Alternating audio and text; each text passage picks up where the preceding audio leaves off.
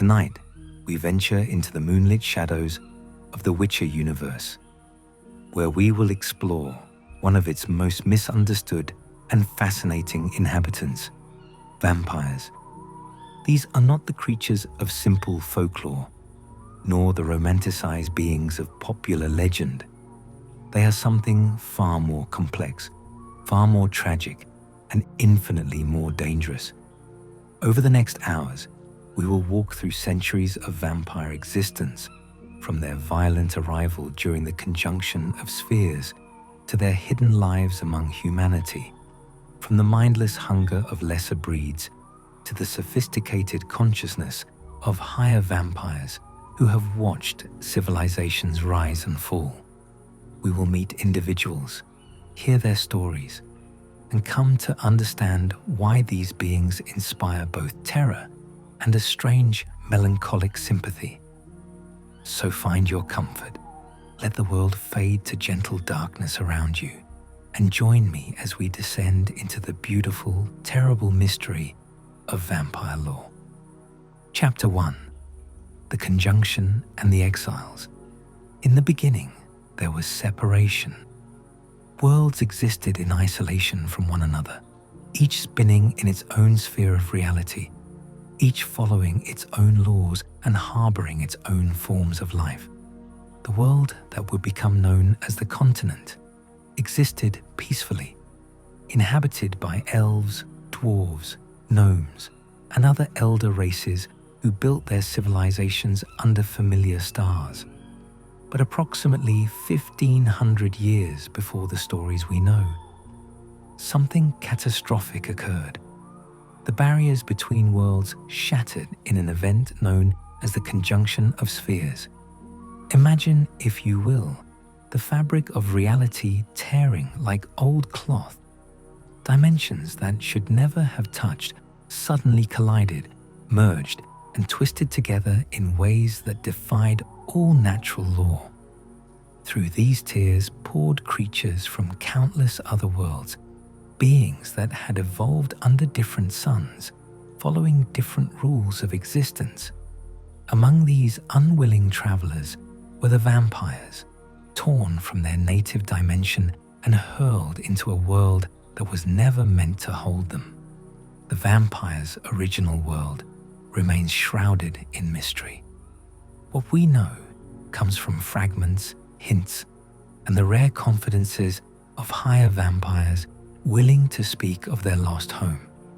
It was a place fundamentally different from the continent, a realm where vampires were not monsters, but simply another form of life, existing in whatever ecological balance their world had achieved.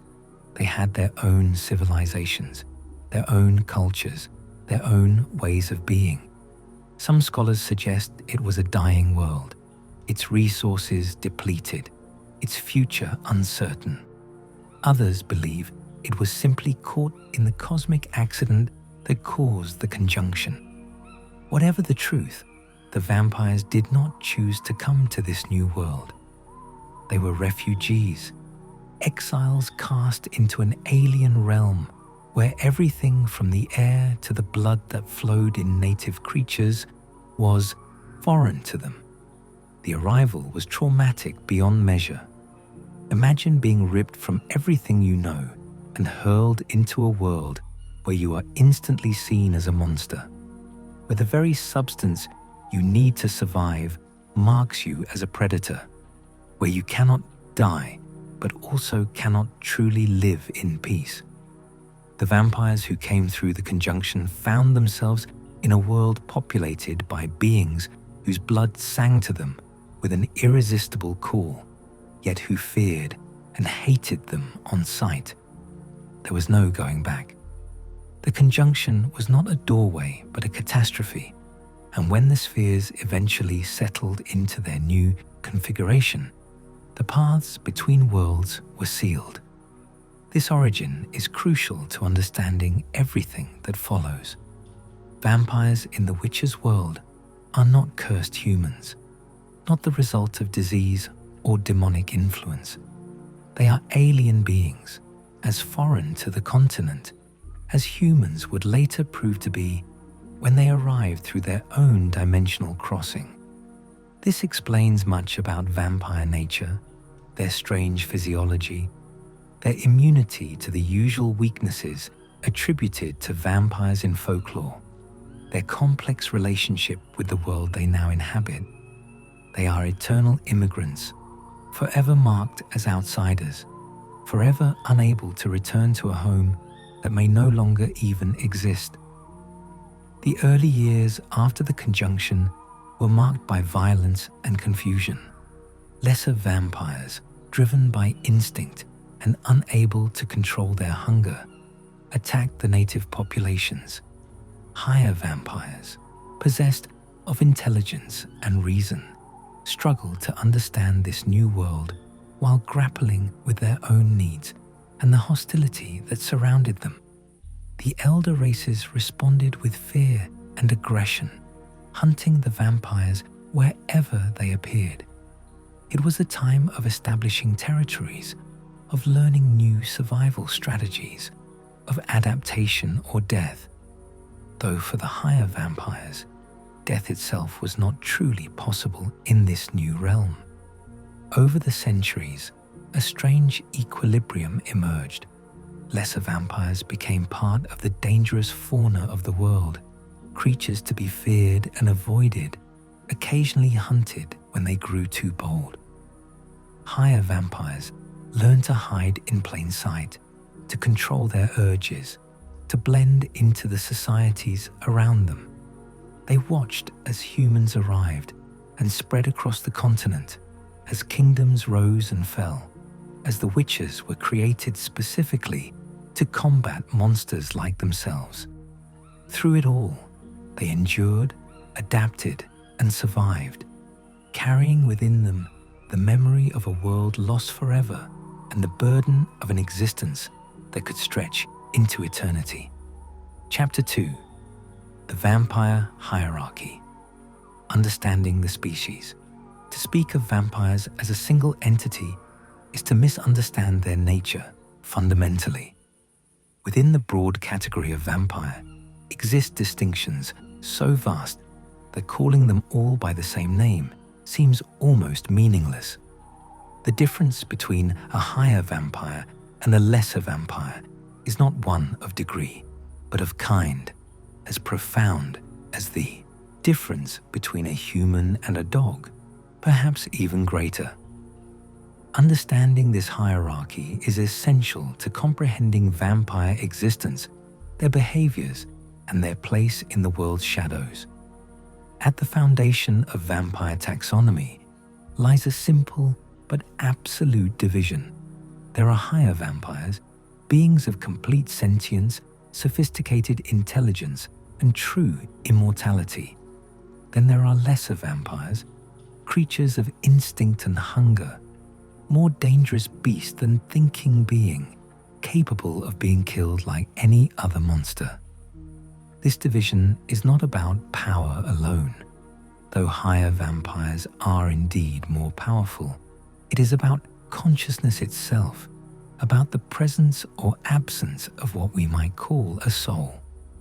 Higher vampires are individuals in every sense of the word.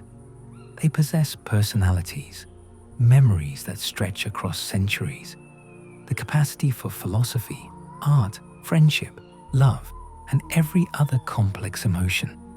They can learn languages, read books, appreciate music, engage in debate, form relationships with humans and other beings. They are, in every meaningful way except biology, people. Their minds work with the same complexity as human consciousness, perhaps more so given the centuries they have to accumulate knowledge and refine their thoughts. A higher vampire can be cruel or kind, savage or civilized, solitary or social. They make choices, have preferences, develop over time. They are not driven purely by instinct, but by desire, reason, and will. Lesser vampires, by contrast, are animals. Dangerous, supernatural animals, possessed of cunning and hunting instinct, but animals nonetheless. They do not speak, do not build, do not create. They exist in a state of constant hunger, driven to feed by biological imperatives they cannot overcome or choose to ignore. While they may display intelligence in hunting, in finding shelter, in avoiding threats, this is the intelligence of a predator, not the consciousness of a person. A lesser vampire will never write poetry, never question its existence, never choose to abstain from blood out of moral conviction. It simply is what it is, acting according to its nature without the capacity for self-reflection or change. This distinction matters enormously in how these beings are perceived and treated. Lesser vampires are monsters to be hunted and killed when they threaten human settlements. Witches are paid to eliminate them just as they would any other dangerous beast. No moral quandary exists in killing a Katakan that has been preying on villagers. It is pest control, dangerous pest control certainly, but fundamentally no different from killing a rabid wolf. The creature cannot be reasoned with, cannot be reformed, cannot choose a different path. It will hunt and feed until it is destroyed, and society's only practical response is to destroy it first. Higher vampires occupy an entirely different moral category. To kill a higher vampire, if such were even possible, would be murder in the truest sense. These are beings with histories, relationships, thoughts, and feelings. They can be guilty of crimes, certainly, can be dangerous and deserving of punishment, but they are not mere monsters to be exterminated. They are people, alien people perhaps, but possessed of all the moral weight that personhood carries. This is why, as we shall see, Geralt's relationship with higher vampires is so different from his relationship with their lesser cousins. One cannot befriend a Katakan, but one can befriend Regis. The physical differences between higher and lesser vampires are equally profound. Lesser vampires, while formidable, are mortal in the conventional sense.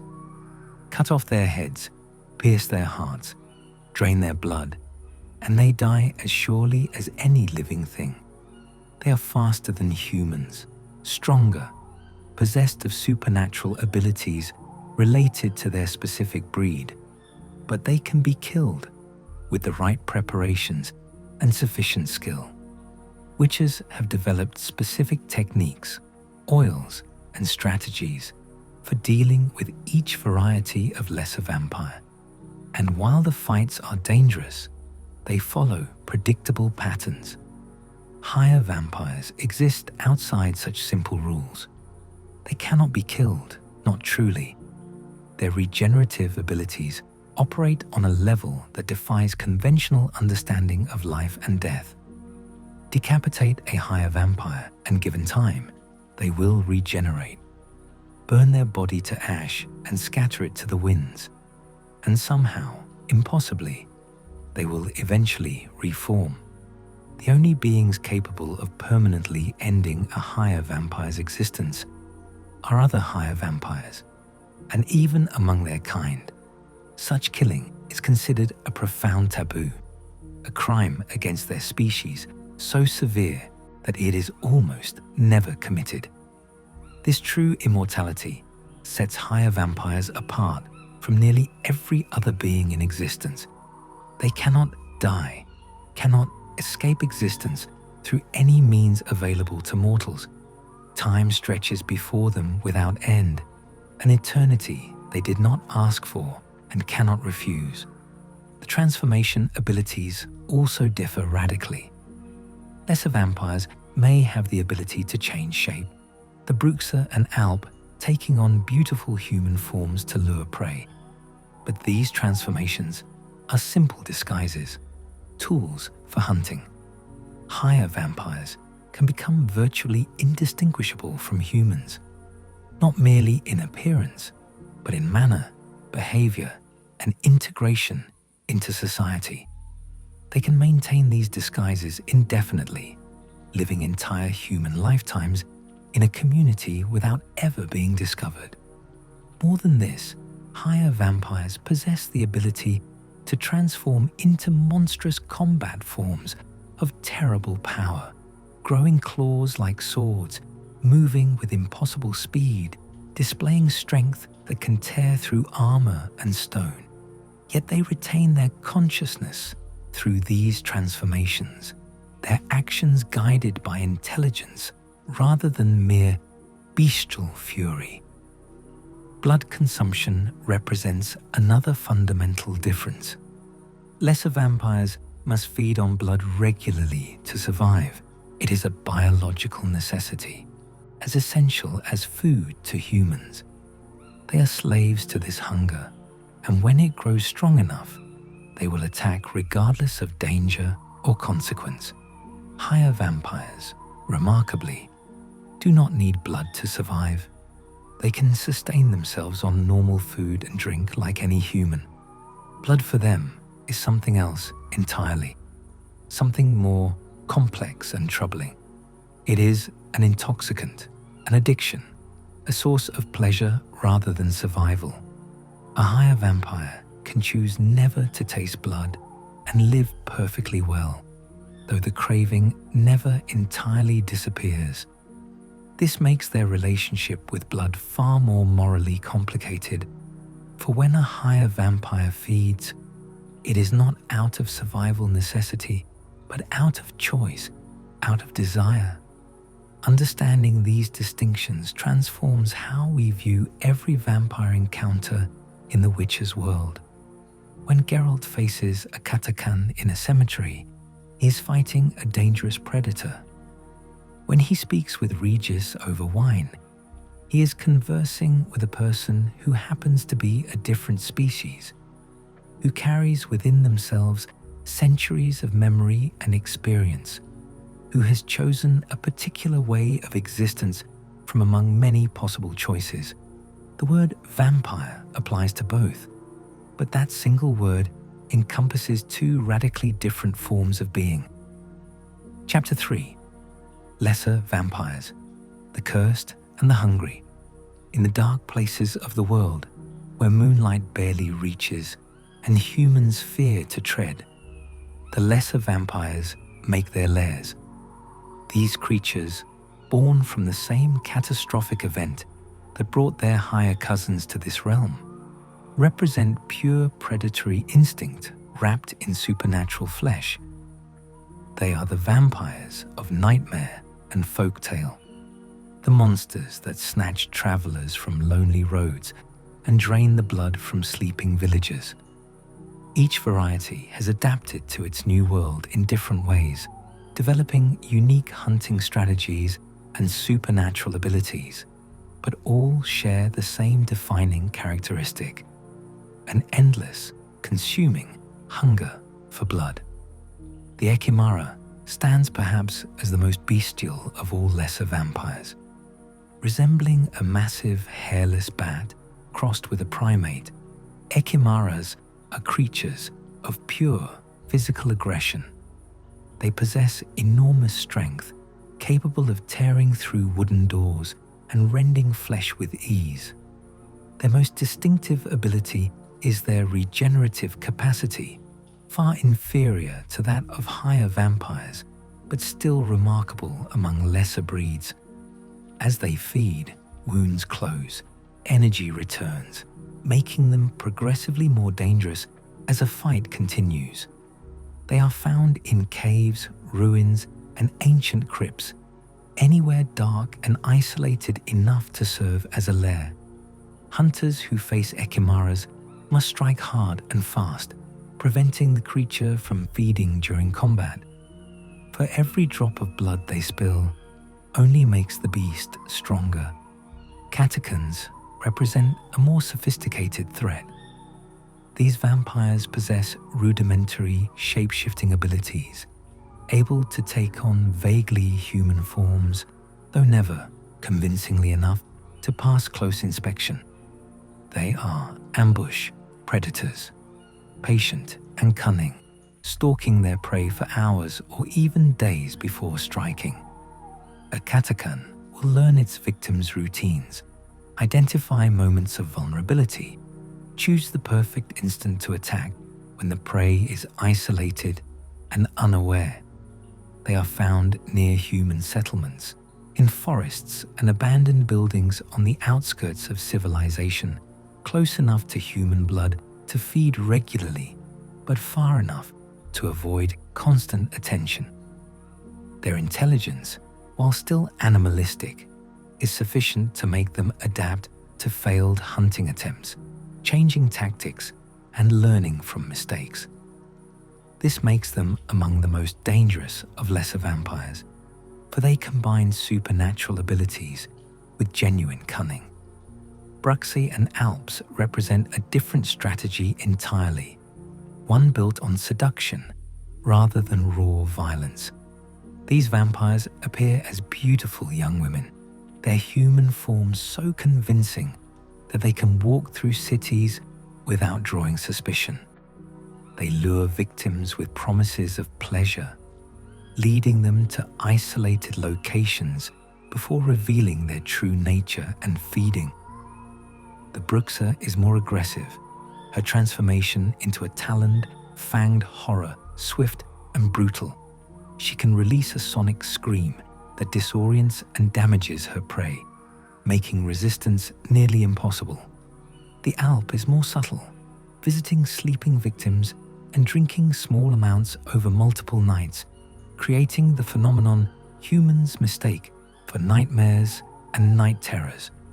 Both creatures rely on their victims' desires, turning human attraction against itself. Garcanes inhabit the borderlands between lesser and higher vampires in terms of physical capability, though their consciousness remains firmly animalistic. These massive, winged creatures are the largest of lesser vampires, capable of flight and possessed of tremendous physical strength. They are less common than other varieties, perhaps because their size makes them more difficult to hide and therefore more vulnerable to organized hunts. Garcans are opportunistic feeders, taking victims of opportunity rather than stalking specific prey. A lone traveler on a dark road, a shepherd separated from the flock, anyone isolated and vulnerable becomes a potential meal. Fleeders represent the most numerous and perhaps most pitiable of lesser vampires. These creatures are almost completely bestial, more bat than person, dwelling in dark places and emerging only to feed. They lack even the cunning of Katakans, operating on pure instinct. A fleeder pack can strip a small settlement of life in a single night, their numbers overwhelming any defense villagers might mount. They are drawn to blood with single-minded intensity, unable to consider danger or strategy, simply attacking anything that registers as prey.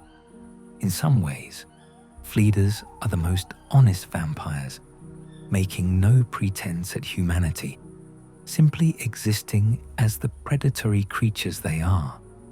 Living among these creatures must have been the existence of lesser vampires who survived the conjunction with their consciousness intact. Higher vampires who watch their more unfortunate cousins devolve into beasts. Some scholars theorize that lesser vampires were once more intelligent, that the trauma of crossing dimensions damaged their minds, leaving them as fragments of what they had been. Others believe the lesser breeds were always this way, a different species entirely that happened to share certain characteristics with higher vampires. Whatever the truth, the result is the same. Creatures of hunger and instinct, unable to rise above their nature, forever trapped in an existence defined by the need for blood.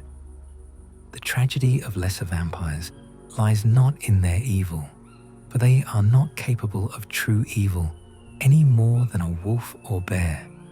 They are not malicious, not cruel, not sadistic. They are hungry. They feed because their nature demands it, because every fiber of their being drives them toward blood. A mother Bruxae does not understand that the young man she seduces has a family waiting for him, has dreams and hopes and a future. She sees only prey, only blood, only the satisfaction of her hunger. There is no moral dimension to her actions because morality requires choice, and these creatures have no choice. They are what they are, and what they are is hungry. For the people of the continent, lesser vampires represent a constant danger lurking at the edges of civilization. Villages maintain curfews. Travelers avoid isolated areas after dark. Communities pool resources to hire witches when attacks become too frequent. The fear is justified. A single Katakan can terrorize an entire region, killing with impunity until someone skilled enough to destroy it arrives.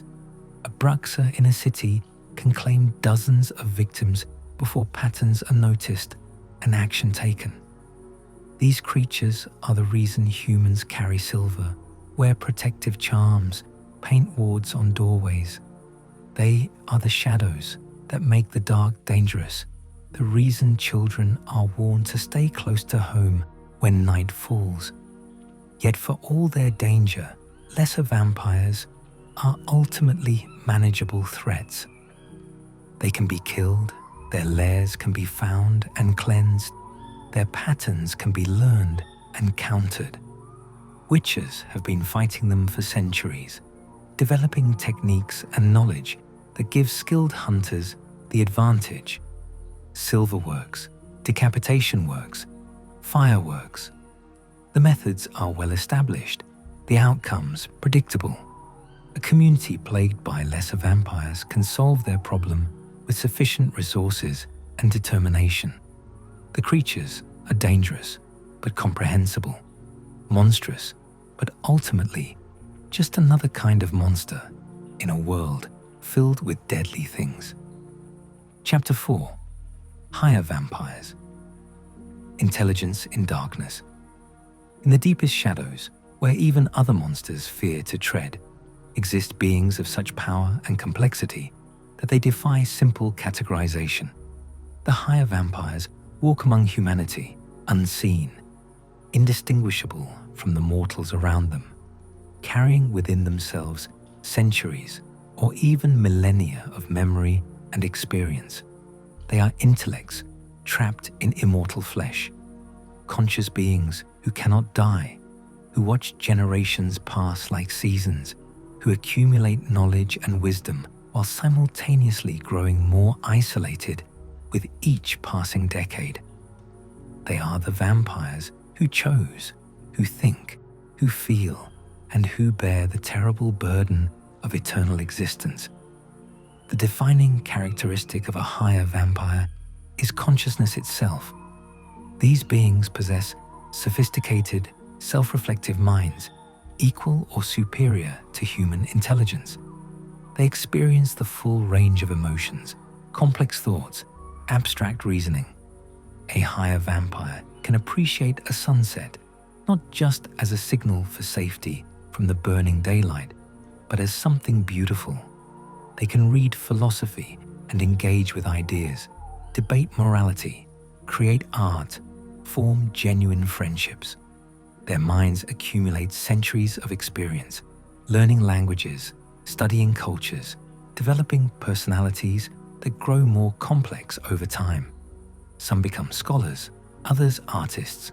Some retreat into isolation, while others cautiously integrate into human society. They are individuals in the truest sense, as varied in personality and disposition as humans themselves. True immortality shapes everything about higher vampire existence. They cannot be killed by conventional means, not by weapons, not by poison, not by fire or drowning or any method that would destroy a mortal creature. Their bodies regenerate from almost any injury given sufficient time. Cut off a limb and it will regrow. Pierce the heart and it will heal. Only another higher vampire possesses the capacity to permanently end their existence. And even this requires not just killing, but completely consuming the victim's essence in a process so intimate and absolute that it amounts to a form of cannibalism. This makes higher vampires functionally immortal in a world where nearly everything else can die. This immortality is not the blessing it might seem. Imagine living not just for years or decades, but for centuries, watching everyone you care about age and die while you remain unchanged. Imagine accumulating memories until your past stretches back further than entire civilizations have existed. Imagine knowing that tomorrow will come, and the next day, and the day after that, endlessly, without variation or escape. Immortality means watching the world change in ways both wonderful and terrible, seeing progress and regression, hope and despair, all while remaining fundamentally apart from it because you know you will outlive it all. Higher vampires describe their existence in terms of immense loneliness. Even when they form relationships with mortals, those relationships are temporary by definition. A human friend will age and die within a tiny fraction of the vampire's lifespan, becoming just another memory among thousands. Other, higher vampires offer potential companionship, but their kind is rare, and not all higher vampires are interested in community. Many prefer solitude, retreating from a world that has nothing new to offer them, where every conversation echoes previous conversations, every experience recalls similar experiences from centuries past.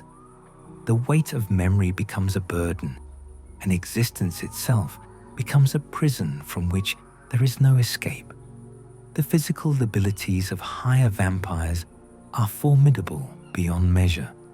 They possess strength sufficient to tear through armor and stone, speed that makes them almost impossible to track with mortal eyes, reflexes that allow them to snatch arrows from the air. They heal from wounds almost instantly, their flesh knitting back together even as attacks land.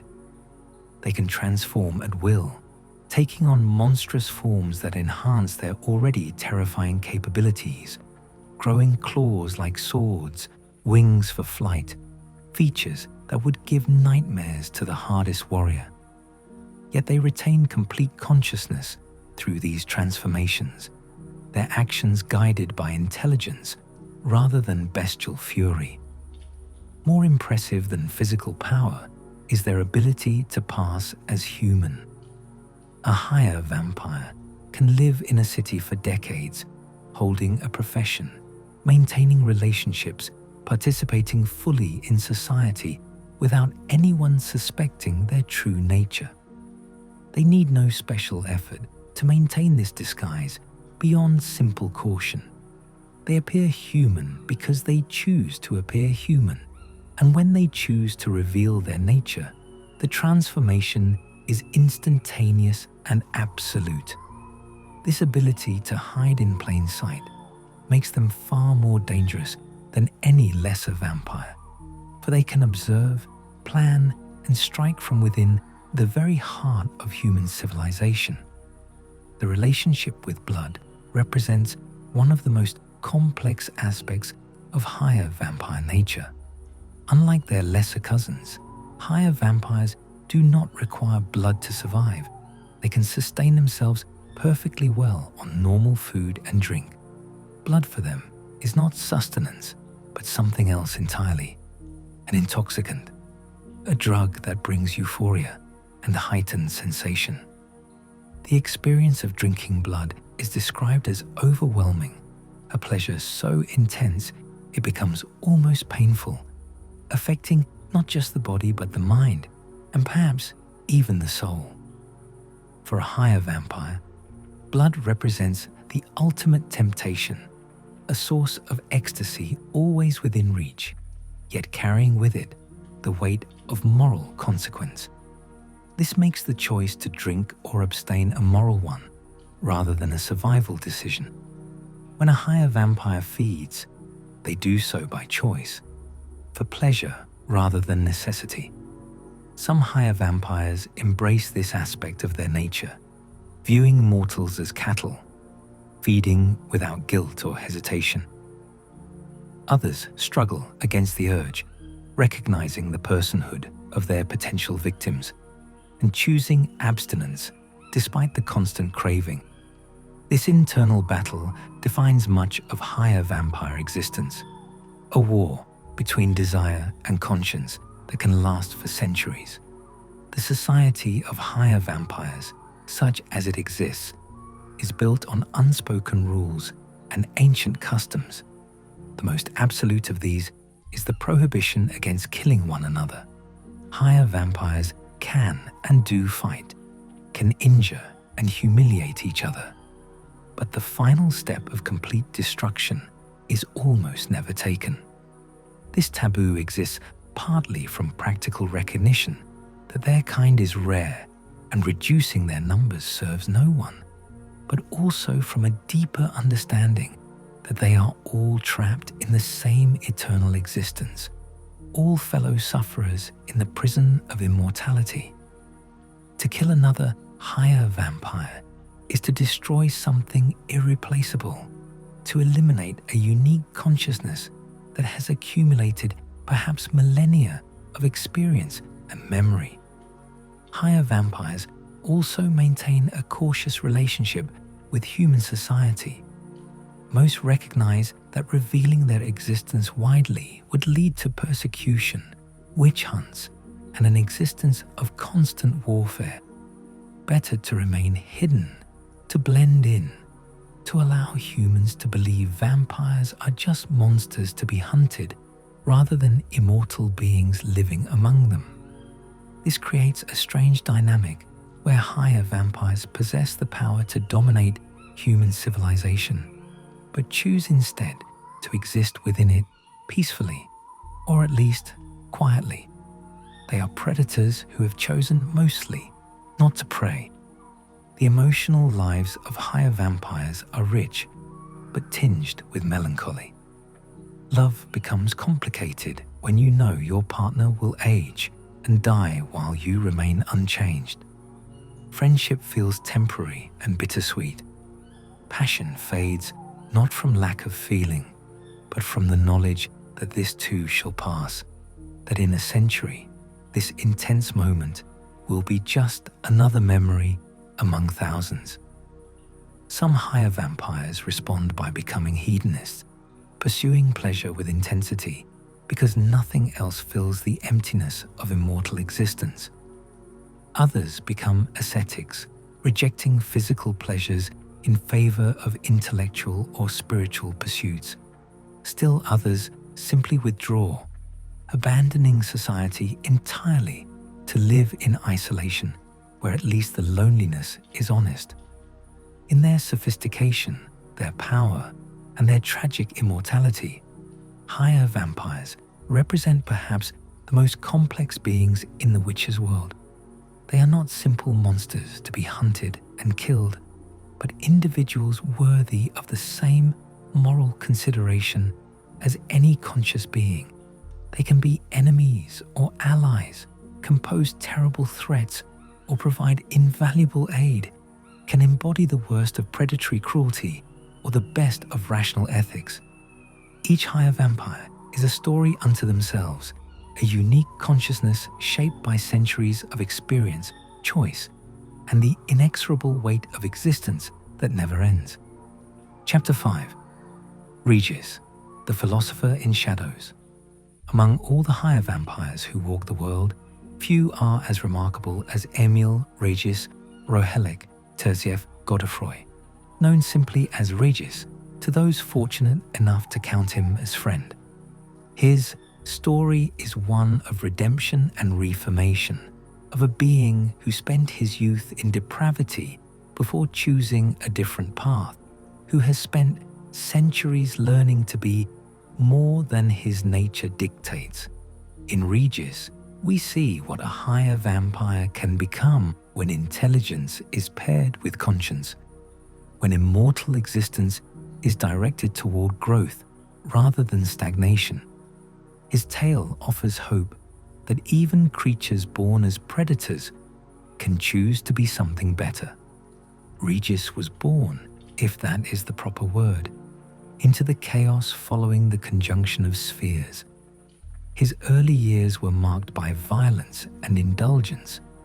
Like many young higher vampires, he embraced his nature fully, feeding without restraint or guilt, viewing mortals as lesser beings whose only purpose was to provide sustenance and entertainment. He describes this period of his life with a mixture of shame and resignation, acknowledging the cruelty he inflicted while recognizing that he lacked the maturity to understand what he was doing. For decades, perhaps even a century, Regis was precisely the monster that humans feared. The turning point came in the form of addiction. Regis developed a dependency on blood so severe it consumed his existence. He fed constantly, recklessly, unable to control his urges or consider consequences. This addiction led to increasingly dangerous behavior, eventually resulting in an encounter with a mob of angry humans. They cornered him, and though they could not kill him, they came close to achieving what should have been impossible. They wounded him so severely, using combinations of silver, fire, and sheer numbers, that his body was reduced to nearly nothing. Other vampires found him in this state, pulled him from the edge of whatever passes for death for higher vampires, and sequestered him underground to heal. The regeneration took decades. Buried beneath the earth, his body slowly, painfully reconstructed itself from the scattered remnants the humans had left. During this time, trapped in darkness with nothing but his thoughts, Regis had opportunity for deep reflection. He confronted what he had become, the meaningless cruelty of his existence, the empty hedonism that had defined his choices. When he finally emerged, decades later and fully healed, he was changed. He had chosen a different path, one of abstinence and restraint, of attempting to live ethically despite his nature. For the last 4 centuries, Regis has not tasted blood. 400 years of constant temptation, of denying the very core of what makes pleasure accessible to his kind. He describes the craving as ever-present, a background noise that never entirely fades, but manageable through will and practice.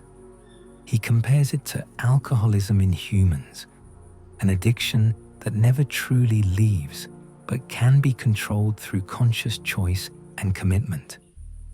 This abstinence is not about survival, for he needs no blood to live, but about morality, about refusing to harm conscious beings for his own pleasure. Regis's relationship with Geralt of Rivia represents one of the most profound friendships in the Witcher's world. They met during the search for Ciri, drawn together by circumstances and discovering in each other unexpected compatibility. Geralt, trained to hunt monsters, found himself befriending a being he should by all rights consider prey. Regis, accustomed to hiding his nature, found someone who knew what he was and accepted him anyway. Their friendship is built on mutual respect, shared experiences, and genuine affection that transcends the usual boundaries between species. What makes their friendship remarkable is its authenticity. Geralt does not romanticize what Regis is. He knows his friend is a predator, but the civilized scholar who discusses philosophy over wine retains the capacity for terrible violence. Regis likewise does not pretend to be human, does not hide his nature or past. They meet as what they are, a witcher and a vampire, natural enemies in theory, choosing friendship in practice. This relationship demonstrates that connection between species is possible when both parties approach each other with honesty and respect. In Toussaint, years after their first adventures together, Regis lives quietly, working as a surgeon and maintaining a peaceful existence. His medical knowledge, accumulated over centuries and enhanced by his vampire nature's intimate understanding of blood and physiology, makes him extraordinarily skilled. He helps the local population, saves lives, contributes to society while carefully guarding his secret. It is a life of purpose and meaning, of using his abilities for good despite the constant internal struggle against his nature. When Geralt arrives seeking help finding information about other higher vampires in the region, Regis becomes an invaluable ally. His knowledge of vampire society, his ability to speak with beings that would destroy any human approaching them, his power when combat becomes necessary, all prove crucial. But more than his abilities, it is his character that matters. Regis brings wisdom earned through centuries of mistakes and reflection. He offers perspective on immortality, on choice and consequence, on what it means to be a conscious being in a world that often reduces individuals to categories of monster or person. Regis's philosophy centers on choice and responsibility. He argues that intelligence brings with it moral obligation, that conscious beings must be judged by their actions rather than their nature. A human who chooses cruelty is more monstrous than a vampire who chooses restraint. Nature provides inclinations, but does not dictate behavior for beings capable of reason. This perspective challenges both human prejudice against vampires and vampire assumptions about their own superiority. Regis lives what he preaches, making difficult choices every day, choosing the harder path because it is the right one. His appearance, when he reveals his true nature, is a study in controlled power. He can transform from the mild-mannered surgeon into something terrifying, growing claws and fangs, moving with speed that makes him a blur, displaying strength sufficient to tear through armor. Yet even in this form, he remains in complete control, his actions guided by intelligence and choice. He uses his power to protect rather than to prey, to defend friends rather than satisfy hunger. The transformation is not a loss of self, but an expression of capability chosen for specific purpose. The relationship between Regis and society reflects the broader tension of higher vampire existence. He wants to contribute, to be part of the world around him, yet must constantly hide his true nature. Every friendship is built on partial truth. Every conversation contains unsaid realities. The loneliness of this existence weighs on him, though he bears it with grace earned through centuries of practice. He has learned to find meaning in service, in the help he provides, in the knowledge that even if those he aids never know what he truly is, the good he does is real and valuable. In many ways, Regis represents the ideal of what a higher vampire can become, a being who has transcended their predatory nature through choice and will, who contributes to society rather than preying upon it, who uses immortality not for accumulation of power, but for growth of character. He is proof that nature need not be destiny, that conscious beings can choose who they are regardless of what they are. His existence offers hope that coexistence between humans and vampires might be possible if both sides can move beyond fear and prejudice to recognize each other's personhood. Chapter 6. Dettlaff. The tragedy of betrayed trust. Where Regis represents the hope of vampire redemption, Dettlaff van der Eretain embodies the tragedy of vampire isolation. His story is one of terrible loneliness, of desperate attempts at connection, and of the catastrophic consequences when trust is betrayed. In Dettlaff, we see what happens when a being of immense power and limited social understanding encounters calculated manipulation. His tale serves as both warning and tragedy, illustrating how the emotional vulnerability that comes with isolation can lead to destruction. Dettlaff is ancient even by vampire standards, having lived for untold centuries in relative isolation from both human and vampire society. Unlike Regis, who has actively sought to understand and integrate with the world around him, Dettlaff has remained apart, observing from a distance but rarely participating. This isolation has left him socially underdeveloped, despite his intelligence, like a child in emotional matters, despite his vast accumulation of years. He understands the mechanics of society, but not the subtle emotional currents that govern human interaction. He knows that people form relationships, but has little experience in navigating the complexities those relationships entail. This isolation stems partly from choice and partly from nature. Dettlaff is not drawn to social interaction the way some higher vampires are. He finds mortal concerns fleeting and trivial, their urgencies meaningless from the perspective of immortal existence. Why care about a political crisis that will resolve itself within a mortal lifetime? Why invest in friendships that will end in decades? This perspective, while rational from an immortal standpoint, locks him into loneliness. He remains apart from the world, powerful but isolated, conscious but disconnected.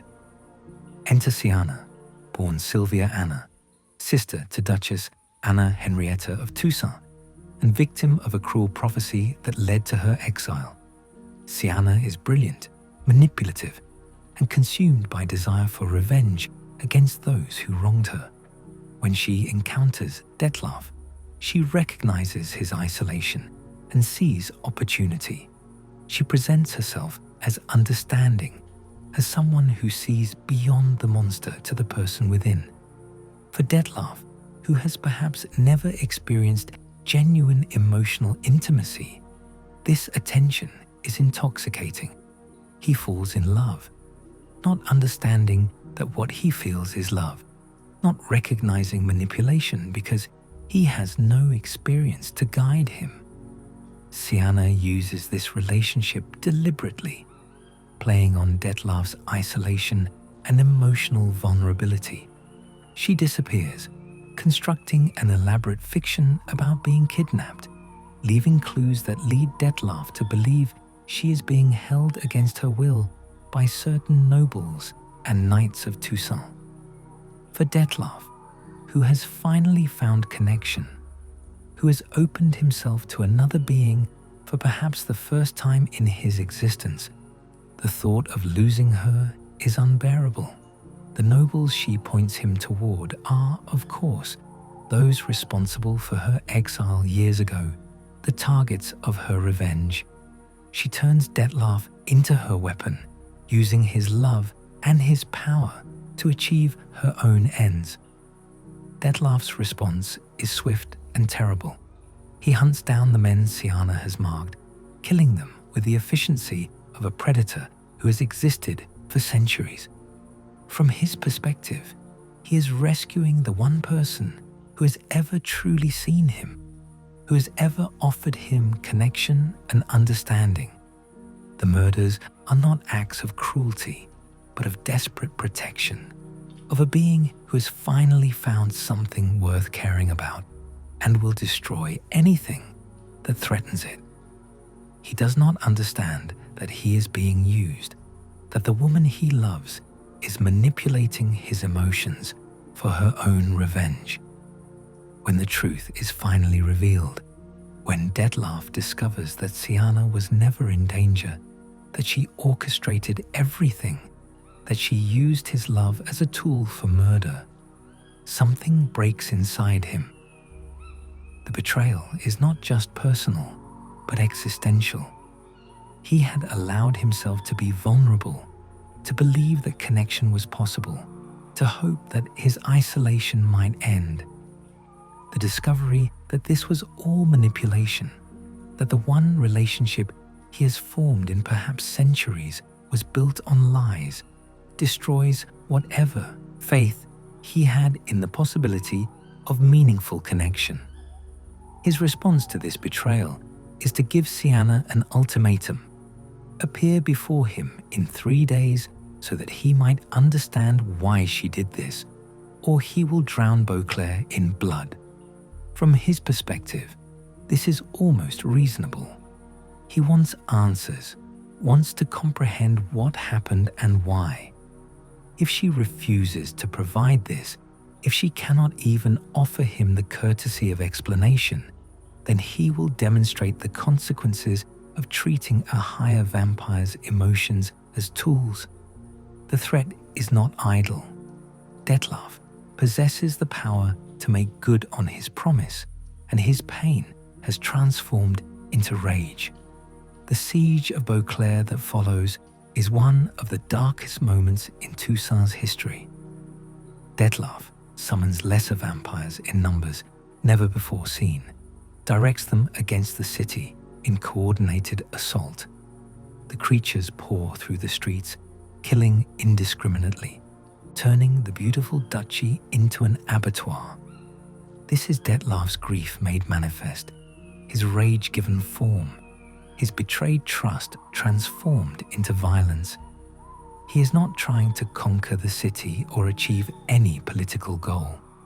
He is simply making the world hurt as he hurts, forcing others to experience the pain that consumes him.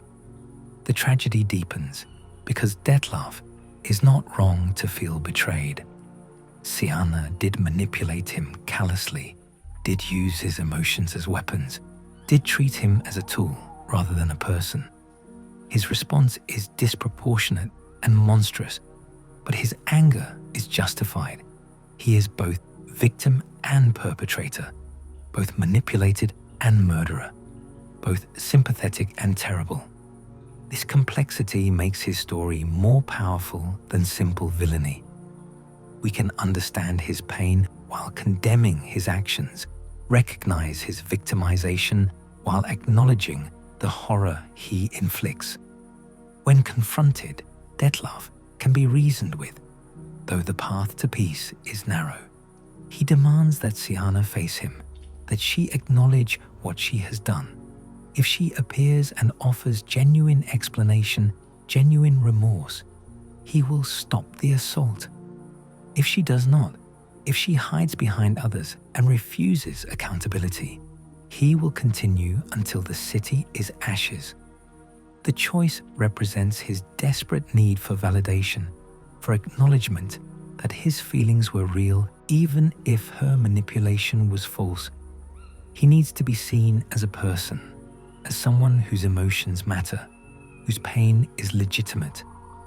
The ultimate confrontation between Dettlaff and Siana can end in multiple ways, depending on choices made and whether reconciliation is possible. In some outcomes, Siana offers genuine apology, acknowledges her manipulation, and Dettlaff withdraws, his rage not satisfied, but his need for acknowledgement met. In others, the meeting ends in violence, with Dettlaff forced to fight both Geralt and Regis, a battle between friends turned tragic. In the darkest outcome, Dettlaff kills Siana, achieving revenge but finding no peace in it, his isolation confirmed and his faith in connection destroyed forever. Regis's role in these events is particularly painful, for he knows Dettlaff, considers him friend or at least acquaintance, understands the isolation that shaped his vulnerability. Regis must balance his friendship with Geralt, his desire to protect innocent lives, and his sympathy for Dettlaff's genuine victimization. The conflict places him between worlds, between species, between loyalties. Whatever the outcome, Regis pays a price, his relationship strained by events beyond his control.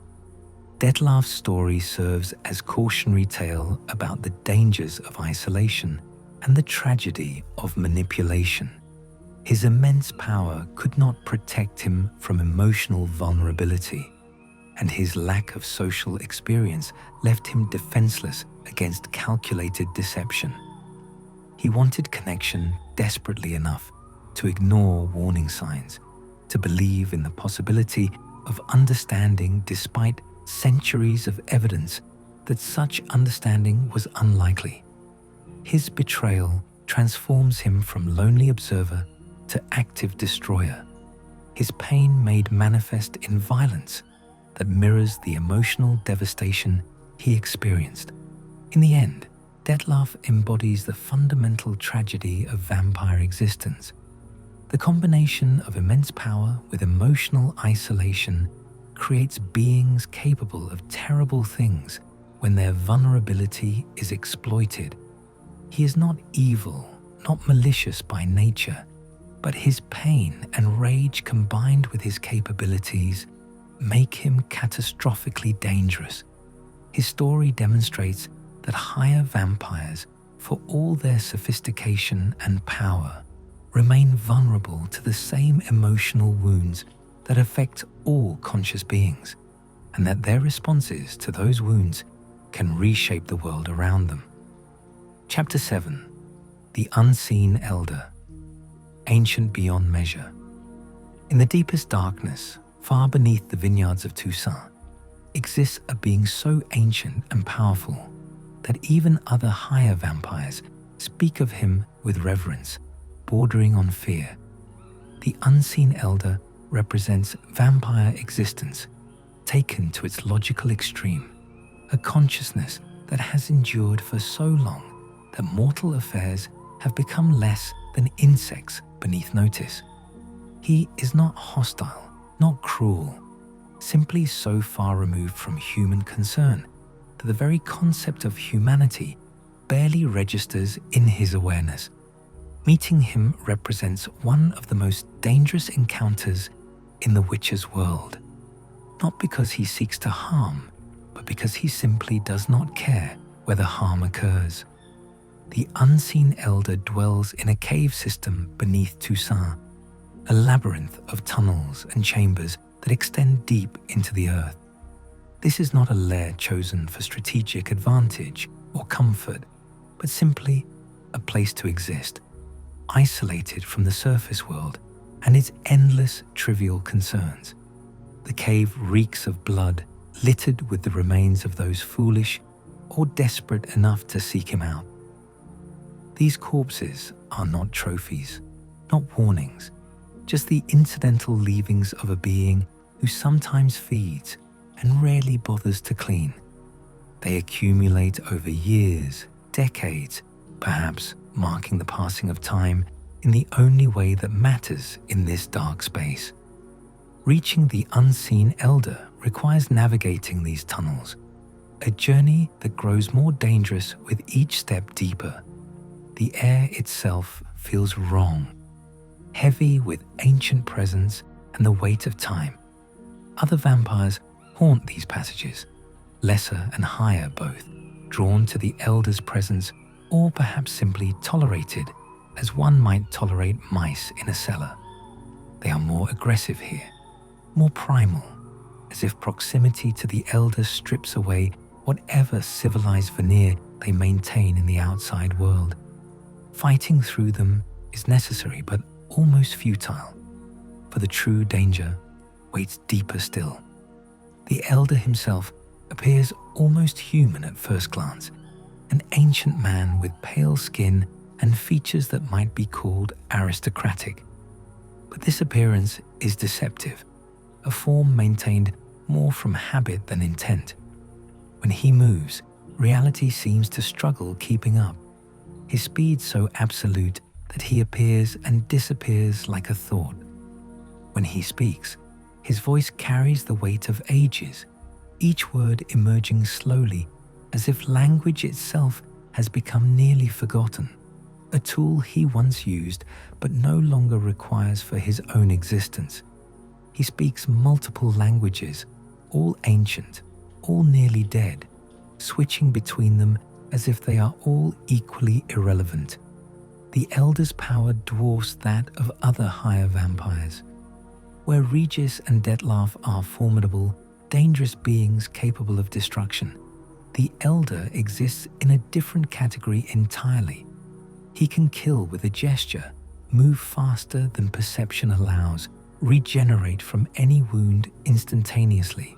In the presence of the Elder, even a Witcher of Geralt's skill is utterly outmatched, as vulnerable as a child before an armed knight. This is not a being that can be fought or defeated through conventional means. The only strategy is to convince him not to kill you, to make him care enough about your continued existence to allow it. What makes the Elder most terrifying is not his power, but his indifference. He does not hate humans or view them as prey in any conventional sense. They simply do not matter to him. A human life lasts perhaps a century if fortunate, an eye blink to a being who has existed for millennia. Human concerns, ambitions, loves, hatreds, all the things that give mortal existence meaning, are to him as the brief lives of mayflies might be to humans. We do not hate mayflies, do not think of them as enemies, simply do not consider them significant enough to merit attention. This is how the Elder views all mortal life. His isolation is absolute in ways that even Dettlaff's cannot match. Dettlaff was lonely, but still engaged with the world enough to feel that loneliness, still desired connection even if he did not know how to achieve it. The Elder has moved beyond such desires.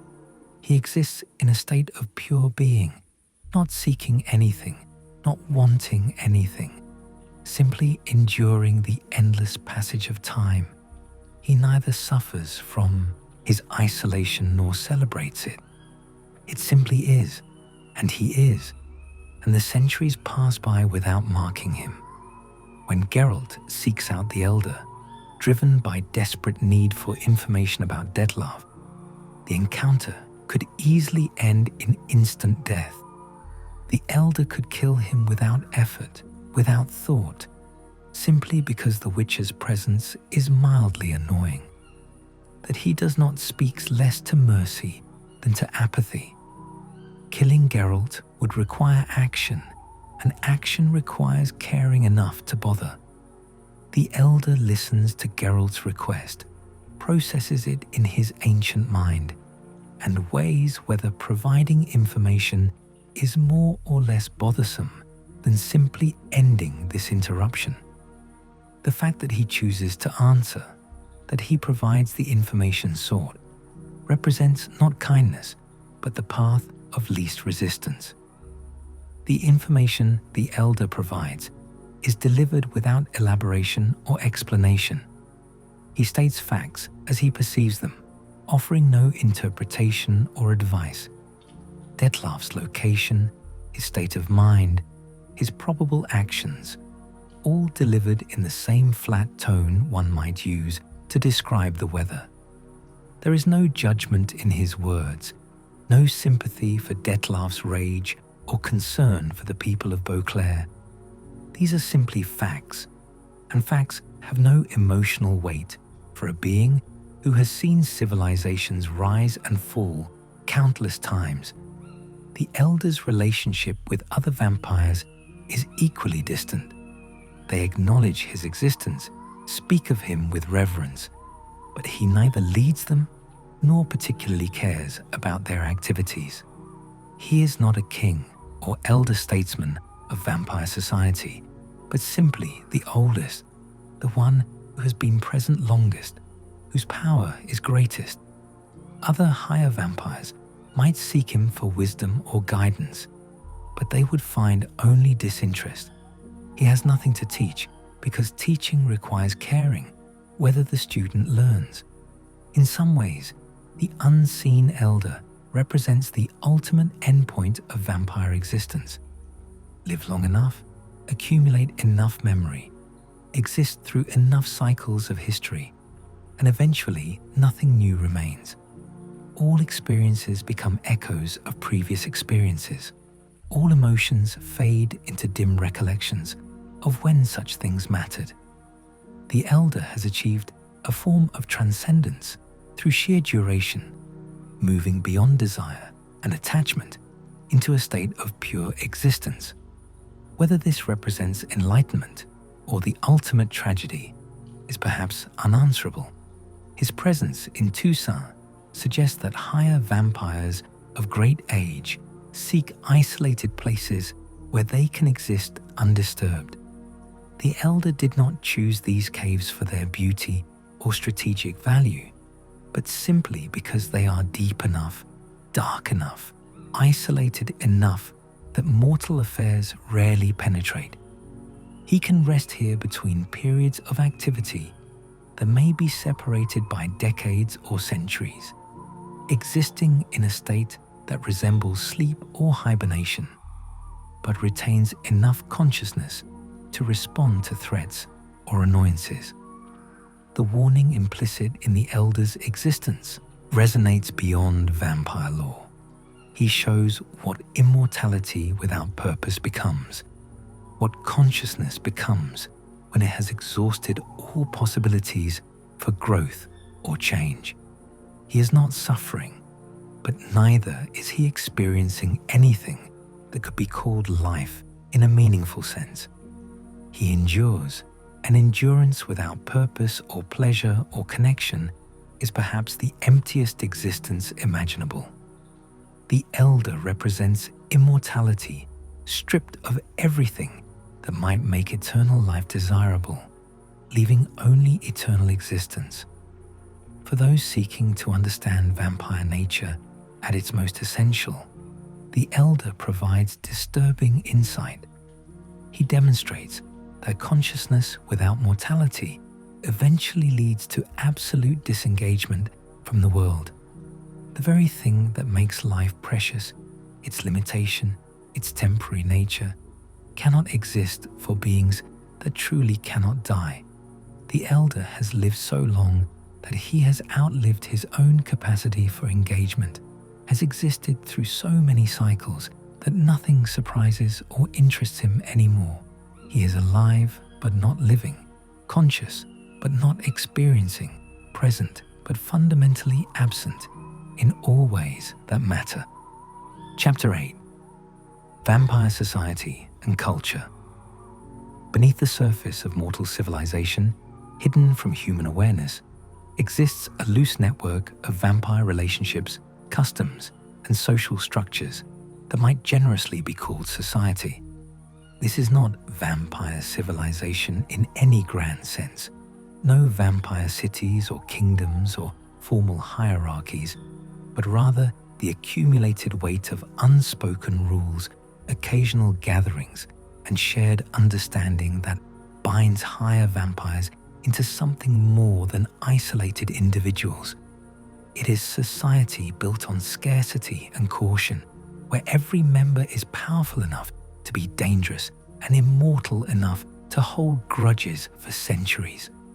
The most fundamental rule of vampire society, absolute and nearly never violated, is the prohibition against killing other vampires. Higher vampires can fight, can injure, can humiliate and defeat each other, but the final step of complete destruction is forbidden. This taboo exists for multiple practical and philosophical reasons. Practically, higher vampires are rare, and reducing their numbers serves no one's interests. Each vampire destroyed is a unique consciousness erased, millennia of accumulated knowledge lost forever. Philosophically, the prohibition reflects recognition of shared condition. All higher vampires are trapped in the same eternal existence, all fellow sufferers in the prison of immortality. To kill another vampire is to destroy the only beings who truly understand what vampire existence means. Violations of this taboo are rare and treated with utmost seriousness. A higher vampire who kills another will find themselves ostracized, hunted, marked as an outlaw among their kind. The punishment is not death, for that would violate the same taboo, but isolation even more complete than what most vampires experience. Other vampires will refuse contact, refuse aid, treat the killer as if they no longer exist. For beings who already struggle with loneliness, this absolute social death represents punishment more severe than physical destruction could ever be. Only in the most extreme circumstances, when a vampire has become genuinely dangerous to the survival of others or has violated other deep taboos, will this prohibition be set aside. Vampire social structure, such as it is, operates more through respect for age and power than formal hierarchy. The oldest vampires, those who have survived longest and accumulated the most power and knowledge, command deference from younger members of their kind. This is not rule by authority, but respect earned through survival. A vampire who has existed for several millennia has clearly learned something about navigating eternal existence, has developed wisdom worth hearing, or at minimum has become too dangerous to offend without good cause. The unseen elder's position at the apex of this informal hierarchy stems from his age and power rather than any title or formal position. Gatherings of higher vampires are rare events, occurring perhaps once every few decades in any given region. These meetings serve multiple purposes: exchange of information about world events, discussion of shared concerns like Witcher activity, or growing human awareness of vampire presence, social interaction for beings who rarely have opportunity to speak with others who understand their existence, and occasionally mediation of disputes. The gatherings are cautious affairs, for putting multiple powerful, immortal beings in close proximity always carries risk of conflict, but they are valued enough that vampires make efforts to attend when possible. The concept of vampire territory is fluid and loosely defined. Unlike werewolves with their strict pack structures, vampires do not generally claim specific areas as exclusive hunting grounds. A region might be home to multiple higher vampires without conflict, provided they maintain their disguises and do not draw excessive attention through careless feeding or violence. The unspoken rule is discretion rather than exclusivity. A vampire who threatens the safety of others through reckless behavior will be confronted by other vampires in the area, not out of moral concern, but from shared interest in remaining hidden. One vampire's carelessness can bring hunters and persecution that affect all vampires in the region. Communication between higher vampires is possible across great distances through means not fully understood by mortals. Some describe this as a form of telepathy, others as sensing each other through blood connection, still others as simply being attuned to each other's presence in ways that mortal consciousness cannot replicate. Whatever the mechanism, higher vampires can find each other when necessary, can send messages or warnings, can feel when another of their kind enters an area. This connection is not constant communication, but more like awareness, a subtle sense that never entirely fades. Vampire culture, insofar as it exists, is one of secrecy and adaptation. higher vampires have learned over centuries that revealing their true nature leads to persecution. Even beings of their power can be overwhelmed by sufficient numbers of determined hunters, and more importantly, constant warfare becomes tiresome after centuries. Better to hide, to blend in, to allow humans to believe vampires are just particularly dangerous monsters rather than immortal consciousnesses living among them. This cultural emphasis on secrecy shapes everything about how vampires interact with the world. The relationship between higher vampires and lesser vampires is complex and varies by individual. Some higher vampires view their lesser cousins with pity, seeing in them what they themselves might have become without consciousness. Others view them with disdain or indifference, considering them failed creatures unworthy of attention. Very few higher vampires take any responsibility for lesser vampire actions, viewing them as entirely separate species despite sharing certain characteristics. When lesser vampires cause problems, higher vampires rarely intervene unless the situation threatens to draw attention that might endanger all vampires. Art and creativity among vampires reflects their long existence and alien perspective. Some higher vampires become patrons of human arts, using their accumulated wealth and time to support artists and musicians, finding in human creativity something their own long existence no longer produces as readily. Others create their own works, though vampire art is rarely recognized as such, either dismissed as the work of eccentric humans or hidden entirely from mortal view. The immortal perspective shapes vampire aesthetics in ways that often seem strange to mortals. Works that might take decades or centuries to complete, art that assumes the viewer has endless time to understand it.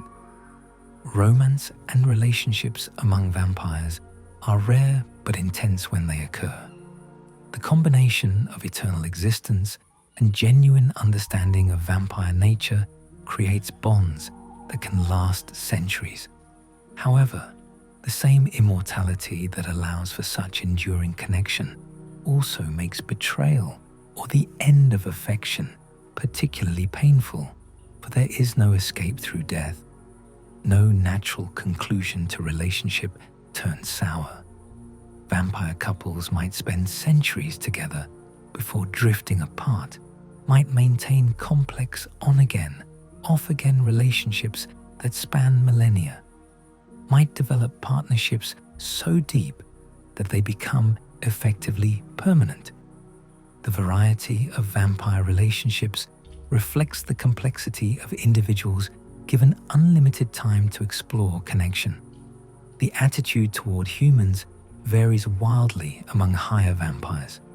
Some, like Regis, view humans as equals deserving of respect and ethical consideration.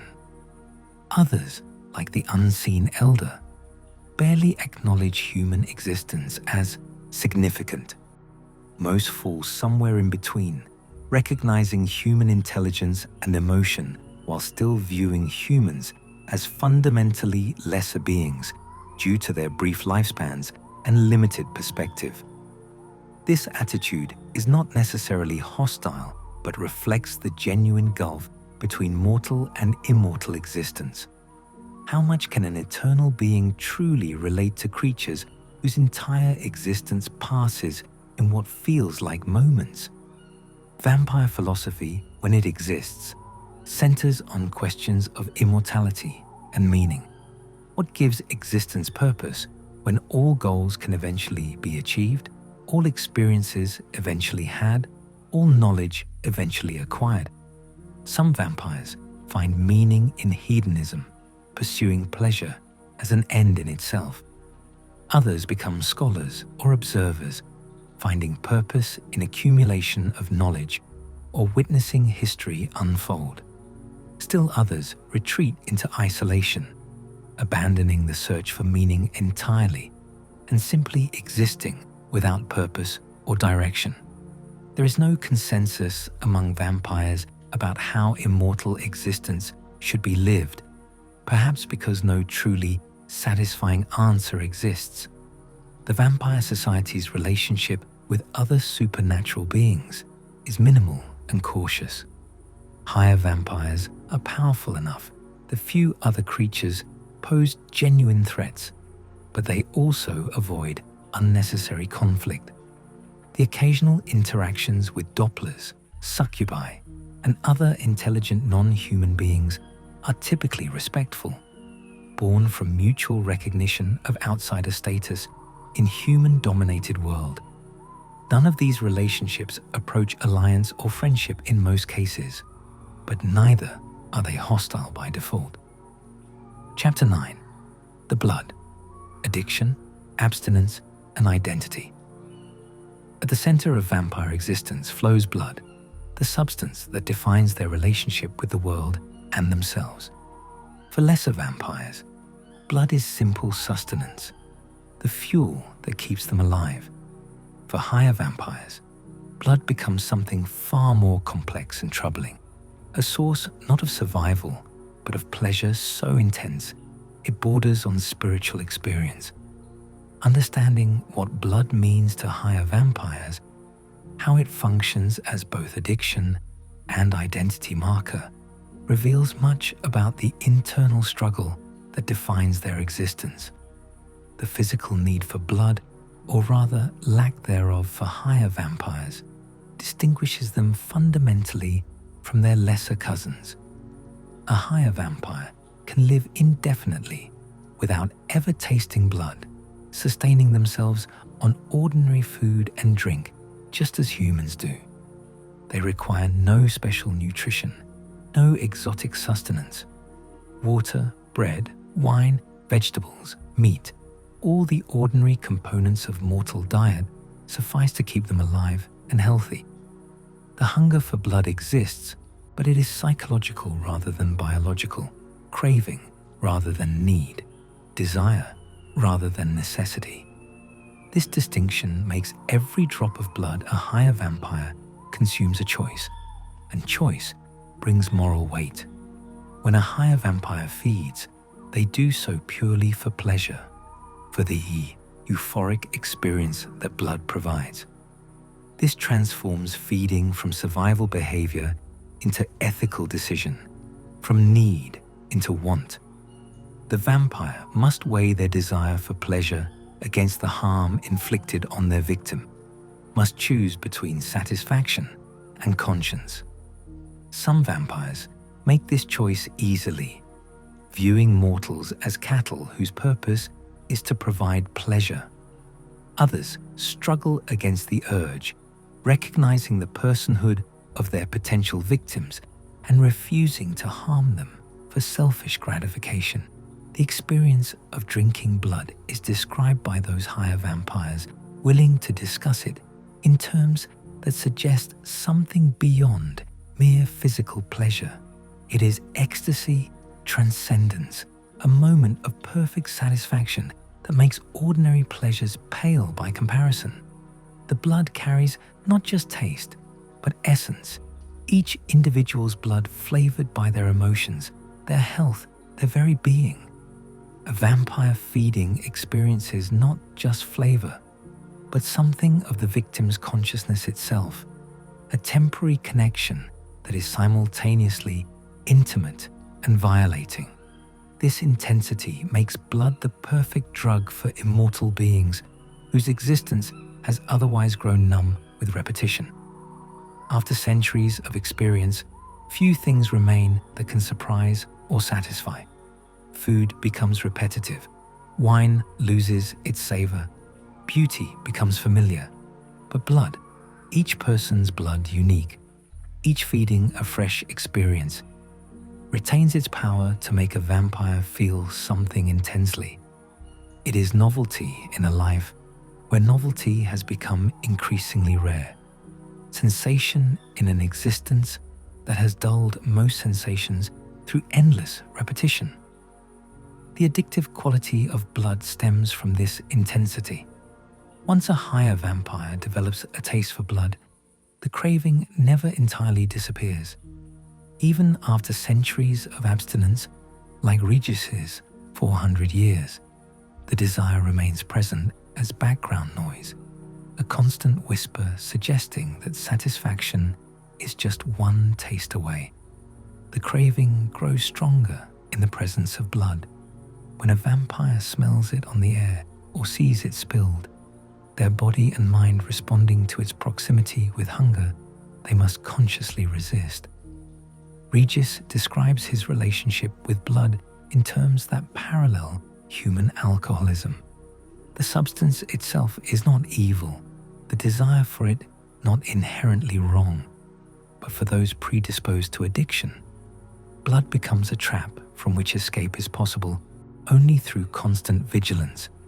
A single taste can trigger relapse, can reawaken the hunger in full force, can undo centuries of careful abstinence in a moment of weakness.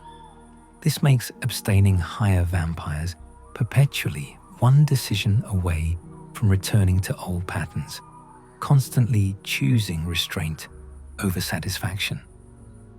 The social dimension of blood consumption among vampires reflects the moral divide between different philosophical approaches. Some higher vampires drink openly from willing or helpless victims, viewing this as natural expression of vampire nature. They argue that denying their fundamental drives is self-betrayal, that abstaining from blood is pretending to be something they are not. These vampires often develop elaborate justifications. Humans kill animals for food, so why should vampires not drink from humans? Mortals die anyway within brief decades, so what does it matter if their blood provides pleasure to an immortal being? Life feeds on life, and attempting to escape this cycle is foolish sentimentality. Other vampires, the abstainers, reject these arguments as self-serving rationalizations. They maintain that consciousness brings responsibility, that the ability to choose means they must choose ethically.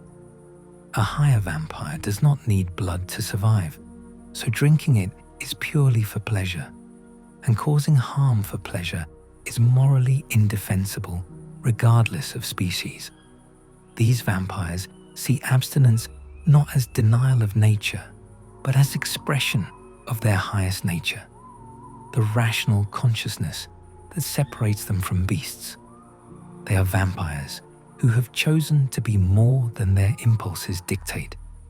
Between these extremes exist vampires who feed but attempt to minimize harm. They drink from animals rather than humans, though animal blood provides far less satisfaction.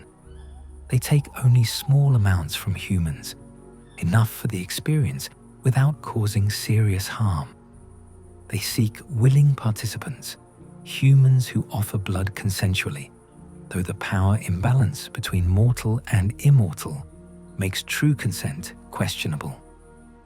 These compromise positions satisfy neither the indulgers who view them as weakness nor the abstainers who see them as rationalization.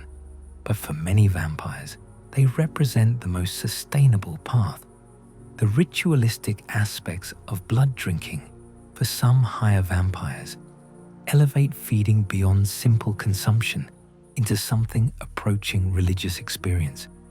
These vampires approach each feeding with ceremony and intention, transforming it from base indulgence into sacred act. They may only feed under specific conditions, certain phases of the moon, particular states of consciousness. The ritual structure provides framework for managing addiction, turning the act of drinking into something controlled and meaningful rather than desperate and compulsive. The political dimensions of blood consumption become relevant when vampire actions draw attention. A higher vampire who feeds recklessly, leaving bodies or traumatize victims in their wake creates problems for all vampires in the region. Hunters arrive. Suspicious authorities investigate. The human population becomes alert and fearful. Other vampires must then either relocate or deal with increased scrutiny and danger.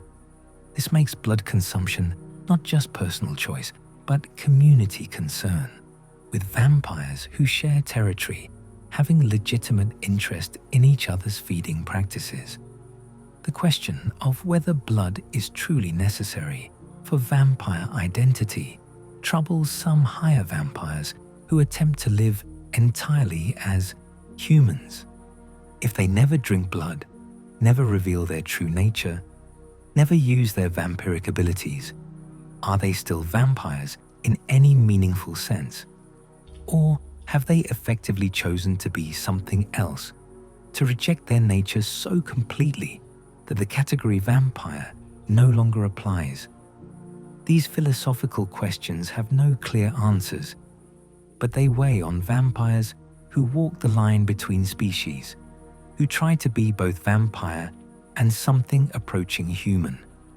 For vampires in relationships with mortals, blood becomes even more complex. The intimacy of feeding, the way blood drinking connects vampire to victim on a fundamental level, creates temptation and danger in romantic contexts. A vampire in love faces the question of whether to drink from their beloved, whether this ultimate intimacy would deepen their connection or destroy it. The risk of losing control, of taking too much in the moment of passion, makes even consensual feeding within relationships dangerous. Many vampire-mortal relationships maintain strict boundaries around blood for these reasons. The vampire choosing to never taste their partner's blood, lest that taste make them lose the control upon which the relationship depends. The generational differences among vampires in their relationship to blood reflect changing values and evolving understanding. Very ancient vampires, like the Unseen Elder, likely began their existence in a world where blood consumption was simply what vampires did, where the moral questions that trouble modern vampires had not yet emerged. Younger vampires, those who came of age after centuries of hiding among humans, have had more exposure to human philosophy and ethics, have developed moral frameworks that question behaviors their elders take for granted. This creates subtle tensions in vampire society between traditional acceptance of blood drinking and more recent movements toward abstinence or restraint. The ultimate tragedy of blood for abstaining vampires is that the craving never dies. Regis will spend eternity resisting temptation, will never reach a point where blood holds no appeal. The best he can achieve is management of desire, constant vigilance against craving that never quite disappears. This makes abstinence not a single choice, but an infinite series of choices, each moment requiring the decision to continue resisting. For a being facing literal eternity, this is a daunting prospect. The knowledge that they will be making this same choice forever, that the struggle will never end, would break most mortals. That some vampires endure it anyway speaks to the strength of their conviction and the depth of their commitment to living ethically despite their nature. Chapter 10. Vampires and Witches. A complex dance. The relationship between vampires and witches embodies one of the most fascinating dynamics in the witches' world. On paper, they are natural enemies, witches created specifically to hunt and kill monsters, vampires among the most dangerous monsters known. In practice, the relationship is far more nuanced, built on mutual respect, born from genuine understanding of each other's capabilities and limitations. This complex dance between hunter and hunted, complicated by the fact that witches cannot actually kill higher vampires, creates a relationship unique in the bestiary of monsters. The creation of witches through the trials of grasses, the mutations that transform human boys into monster hunters, included specific considerations for fighting vampires. The enhanced reflexes allow witches to track vampire movement at speeds that would make ordinary humans see only blurs. The increased strength gives them chance to match vampire power, though never to exceed it. The toxicity tolerance allows them to use potions like black blood that make their blood poisonous to vampires who feed on them. These adaptations make witches among the few mortals capable of fighting lesser vampires with any hope of victory. Against lesser vampires, a skilled witcher holds distinct advantage. The creatures, while dangerous, follow predictable patterns. A Katakan stalks and ambushes, but once engaged becomes straightforward opponent, relying on speed and strength. A Bruxae relies on seduction and sonic attacks, but these strategies can be countered with preparation and discipline. Ekimmaras regenerate as they feed, but preventing them from feeding negates this advantage. For each type of lesser vampire, witches have developed specific strategies: oils to coat weapons, signs to disorient or damage, tactics to exploit weaknesses. The fights remain dangerous, but they are winnable. Higher vampires, however, represent an entirely different category of threat. A witcher can fight a higher vampire and might even prevail in the sense of forcing the vampire to retreat or cease hostilities. But they cannot kill one, cannot achieve the permanent destruction that defines success in monster hunting. Cut off a higher vampire's head, and given time, it will regenerate. Burn the body, and it will reform. Pierce the heart, drain the blood. Use every method that works on lesser vampires, and the higher vampire will eventually recover. Only another higher vampire can permanently end a higher vampire's existence, a fact that fundamentally changes the power dynamic. This limitation forces a different approach to higher vampire encounters. Rather than hunting and killing, witches must negotiate, must convince the vampire that continuing conflict is not in anyone's interest. A higher vampire that wants to kill a witcher will likely succeed, for even Geralt's exceptional skill cannot overcome the overwhelming advantages higher vampires possess. But most higher vampires, being intelligent and cautious, recognize that killing a witcher brings consequences. Other witches will come seeking revenge or information. Human authorities will intensify hunts for the killer. The vampire's carefully constructed life might be destroyed, forcing relocation and rebuilding of new identity. Better to reach accommodation than to trigger a cycle of conflict and retaliation. Geralt's approach to higher vampires embodies this pragmatic philosophy. He treats them as he would any intelligent being, with respect and caution, but without the assumption of inevitable conflict. He recognizes their personhood, understands their motivations, attempts negotiation before combat. When fighting becomes necessary, he fights to achieve specific goals, defending himself or others, creating space for escape, but not attempting to kill an opponent.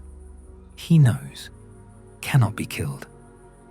This approach has earned him the respect of several higher vampires who recognize him as someone who sees beyond categories of monster and person.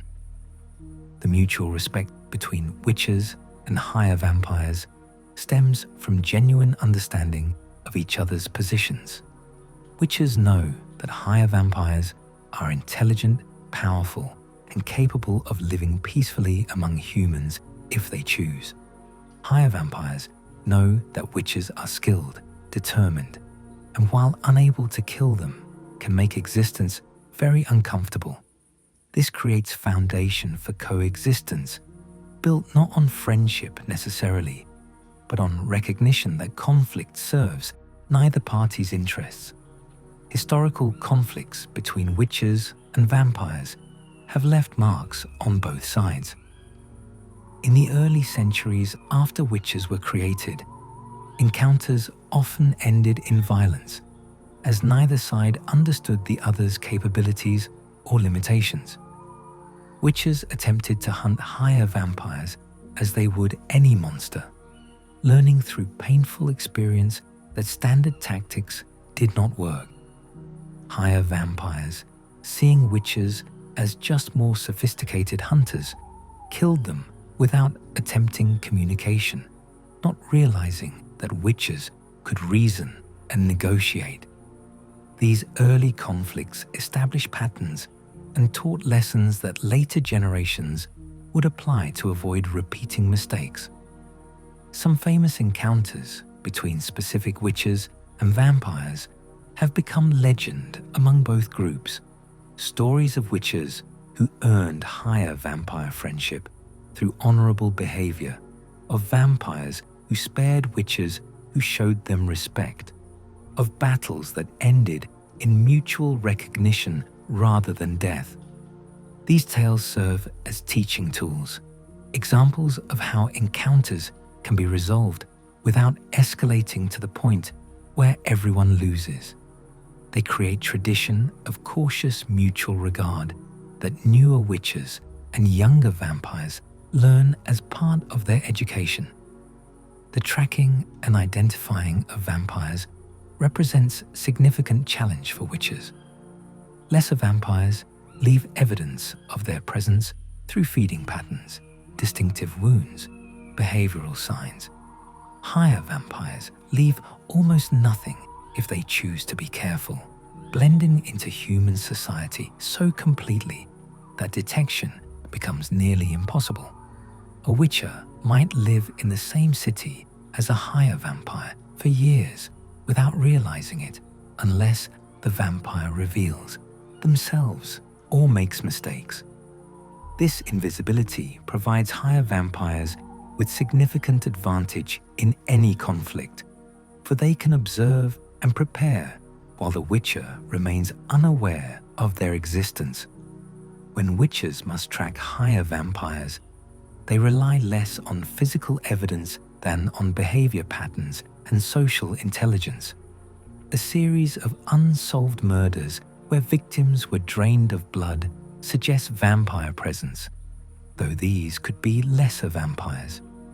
Unusual disappearances, people who seem to have no past, individuals who display knowledge or resources that don't match their apparent age. All these can indicate higher vampire in hiding, but the evidence remains circumstantial, and confronting someone who might be a higher vampire carries risk if the suspicion is correct, and danger of wrongful accusation if it is not. The contracts witches take rarely involve higher vampires, and for good reason. Clients who want higher vampires dealt with usually cannot pay enough to justify the risk, and even if they could, the outcome would likely be unsatisfactory. The witcher cannot kill the target, can at best drive them away temporarily, and makes an immortal enemy in the process. Most witches refuse such contracts, recognizing them as poor risk-reward propositions. The exceptions occur when higher vampire is actively threatening innocence and negotiation has failed, when ethical obligation overrides practical caution. The philosophical dimensions of witcher-vampire relations trouble some witches who struggle with the moral ambiguity. Their training taught them to kill monsters, but higher vampires are not monsters in any simple sense. They are people, alien people certainly, but possessed of consciousness and moral agency. Killing them, if it were possible, would be murder. Yet some higher vampires do prey on humans, do cause harm, and witches' duty is to protect humanity from such threats. The inability to kill higher vampires, combined with their occasional genuine danger, creates moral quandary without clear resolution. Geralt's friendship with Regis represents the ideal of witcher-vampire relations, a relationship built on genuine mutual respect and affection that transcends their respective natures. They are not friends despite being witcher and vampire, but rather because they recognize in each other qualities worthy of respect. Geralt values Regis's wisdom, his ethical struggle, his dry humor and deep knowledge. Regis values Geralt's pragmatism, his capacity to see past categories to individuals, his loyalty to those he cares about. Their friendship demonstrates that the wall between human and vampire, hunter and hunted, can be bridged by conscious choice and mutual understanding. The broader Witcher community's view of Geralt's vampire friendships ranges from skeptical to concerned. Some Witchers see his relationships with higher vampires as naive or dangerous, worrying that Geralt's willingness to befriend them blinds him to their potential threat. Others recognize that Geralt's approach has practical benefits, that having higher vampires as allies rather than enemies provides advantages no amount of fighting could achieve. The debate reflects larger questions about how witchers should relate to intelligent, non-human beings in general, and higher vampires specifically. The future of witcher-vampire relations remains uncertain. As human civilization spreads and develops more sophisticated means of detecting and fighting supernatural threats, higher vampires face increasing pressure to remain hidden. At the same time, witches face declining demand for their services as monsters become rarer in settled areas. Both groups exist increasingly at the margins of a changing world. Whether this shared marginalization leads to greater cooperation or increased conflict depends on choices made by individuals on both sides, choices that will shape the relationship between these apex predators for decades or centuries to come. Chapter 11. Notable Encounters and Tales. Throughout the Witcher's world, scattered across decades and multiple regions, specific encounters between vampires and mortals have become stories worth remembering. These tales, some well documented and others whispered as rumors, illustrate the variety of vampire experiences and the many ways these beings intersect with human life. Each encounter reveals something different about vampire nature, from nobility to cruelty, from restraint to indulgence, from tragedy to dark comedy. In one of Geralt's earlier experiences with lesser vampires, he confronted a Katakan that had been terrorizing a village for months. The creature had learned the routines of the villagers, knew when each household slept, identified the most vulnerable targets. It hunted with patience that bordered on sadistic, drawing out the terror, making people afraid to sleep, afraid to trust the darkness. When Geralt arrived and began investigating, the Katakan observed him, learning his patterns as it had learned the villagers. The hunt became a game of anticipation and counters, each opponent trying to predict the other's moves. The final confrontation came in the village cemetery, where the Katakan had hidden among the tombstones, waiting for its moment. The fight was brief and brutal, ending when Geralt severed the creature's head. But the tension leading up to that moment stretched across days of psychological warfare. A Bruxae in Novigrad had created an elaborate identity as a successful courtesan, maintaining relationships with wealthy and powerful men while feeding discreetly enough to avoid suspicion. She chose victims carefully, never taking too much from any single person, varying her targets to prevent patterns from emerging. For years, she lived this double existence successfully, her feeding appearing as nothing more than the occasional client's illness or weakness. Her downfall came not from carelessness, but from emotions she had not anticipated.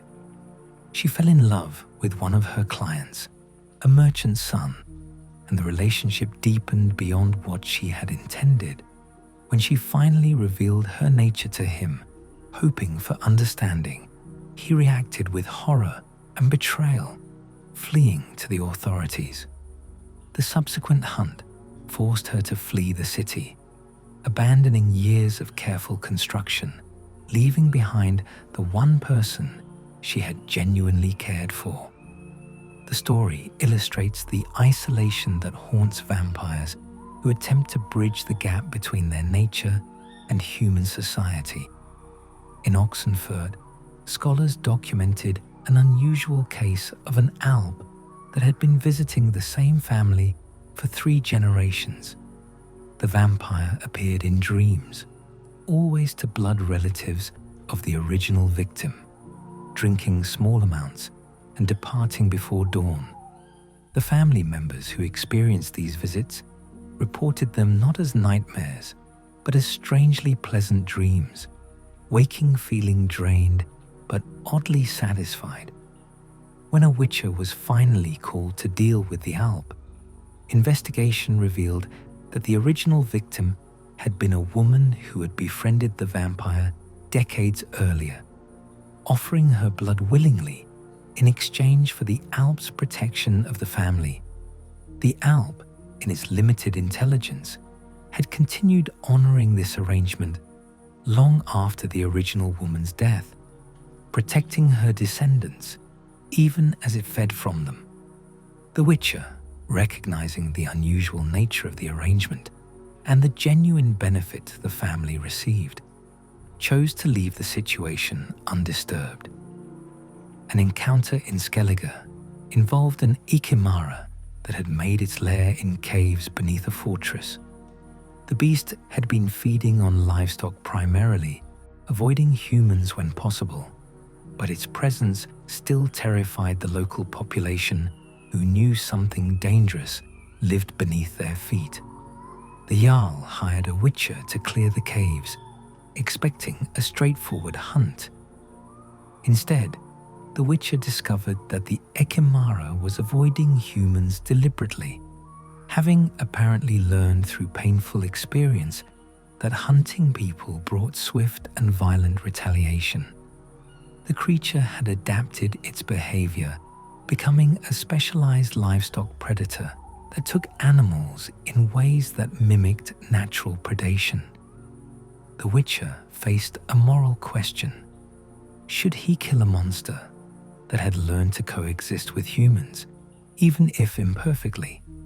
He chose to leave it alive, but relocated it to more remote caves, where its feeding on wild animals would not impact human interests. Regis's own past contains numerous encounters that demonstrate the progression from reckless youth to reformed elder. In his early centuries, he attacked villages openly, feeding without restraint or concern for consequences. One particular incident involved him assaulting an entire wedding feast, transforming the celebration into nightmare as he moved through the crowd, drinking from everyone present. The villagers eventually cornered him using silver and fire, inflicting wounds that would have killed any lesser vampire 10 times over. It was this beating, this near destruction, that forced him underground for the decades of regeneration that gave him time to reflect and ultimately change. The story serves as both confession and cautionary tale, Regis acknowledging the monster he was while demonstrating the person he chose to become. A higher vampire in Toussaint, encountered decades before the events involving Dettlaff, had integrated into noble society so completely that she held a title and managed estates. She had lived as a human for over a century, never feeding, never revealing her nature, simply existing as any noble would. Her secret was discovered accidentally when a fire at her manor would have killed any human but left her merely wounded. The revelation caused scandal and fear, with demands for her execution or exile. The Duchess at the time, showing wisdom rare among human rulers, offered the vampire a choice: leave peacefully or face concerted effort to drive her out violently. The vampire chose to depart, abandoning decades of life she had built.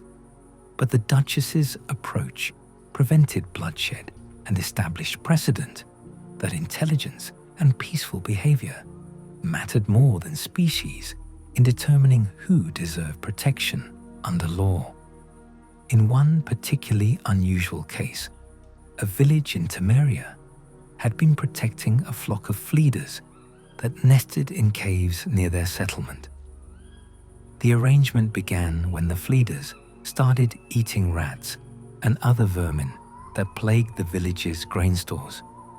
The villagers, recognizing the benefit, began leaving out animal blood to supplement the fleaders' diet, ensuring they remained content and did not turn to human prey. For years, this bizarre arrangement persisted, village and vampires existing in accidental symbiosis. A traveling witcher, learning of the situation, had to make a judgment call about whether this violated natural order enough to warrant intervention. He ultimately decided that successful coexistence, however unusual, served everyone's interests better than would killing the fleaders and returning the village to its vermin problem. Dettlaff's rampage through Beauclair stands as one of the darkest vampire encounters in recent history. A higher vampire, pushed beyond breaking point, who brought catastrophe down upon an entire duchy. The siege demonstrated capabilities most people had only imagined in nightmares. A higher vampire coordinating lesser vampires in organized assault, transforming beautiful city streets into killing grounds, overwhelming guards and defenders through sheer numbers and ferocity. The fact that the attack was motivated by betrayal rather than hunger made it somehow more tragic, a destruction born from emotions everyone can understand, even if they cannot condone the response. The siege changed how Toussaint viewed vampires, forcing acknowledgement that even peaceful integration carried risks when the beings involved possessed such power. The unseen elders' sporadic interactions with the surface world, rare though they are, have become tales told with mixture of awe and terror. Stories speak of whole groups of vampire hunters descending into his lair, never to return. Of his brief appearances in surface world during blood moons, visible as barely more than a shadow moving too fast for eyes to track. Of his voice echoing through caves, speaking languages dead for millennia, commanding obedience from lesser vampires who usually cannot be controlled. These tales, some undoubtedly exaggerated, paint picture of a being so far beyond normal vampire capabilities that he exists in his own category. Neither higher vampire nor monster, but something else entirely. One particularly moving encounter involved Geralt mediating between a higher vampire and a human whose family the vampire had known for generations. The vampire had fed from this family's ancestors 2 centuries earlier, formed genuine attachment to them, and had watched over their descendants ever since.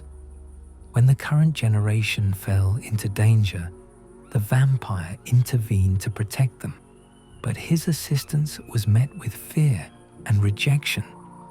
Geralt helped both sides understand each other's perspectives, the family learning that their protector had been present for generations, the vampire learning that gratitude and fear could coexist.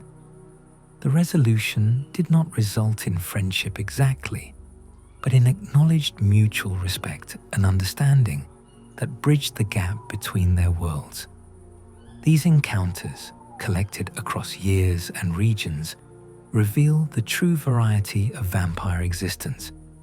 They are not a monolithic category, but individuals, each with their own choices, mistakes, and attempts to navigate existence in a world that fears and misunderstands them. Some are monsters deserving of the name, predators who view humans as cattle. Others are essentially decent beings struggling against their nature to live ethically. Most fall somewhere between these extremes, neither wholly good nor purely evil, simply trying to survive eternal existence as best they can. Chapter 12: Eternal Outsiders. Reflections on immortality and isolation. As we reach the end of our journey through vampire lore, we must confront the central tragedy that defines vampire existence.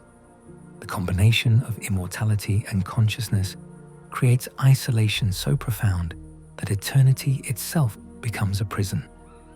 To be vampire in the witch's world is to be forever apart, forever outside, watching life flow past while remaining fundamentally unable to participate in its most meaningful aspects. Understanding this isolation, this existential loneliness that comes from being unable to die, reveals why vampires, for all their power, often seem more pitiable than terrifying. Immortality sounds like blessing until you examine its implications carefully. Never dying means never ending, existence stretched to literal infinity without possibility of escape. For mortals, the knowledge that life is temporary gives each moment weight and meaning.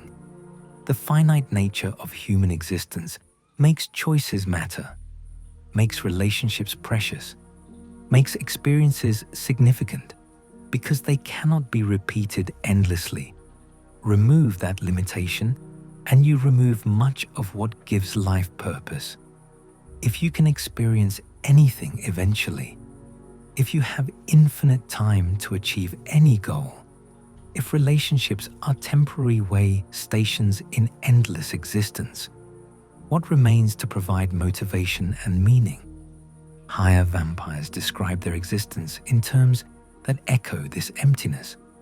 The first centuries are exciting, full of new experiences and discoveries, the world seeming infinite in its variety.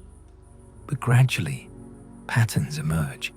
Experiences begin to echo previous experiences. The new becomes familiar. The surprising becomes predictable. After a millennium, very little remains that can truly surprise an elder vampire. Human dramas play out in the same patterns: ambition, love, betrayal, triumph, defeat. Kingdoms rise and fall following recognizable cycles.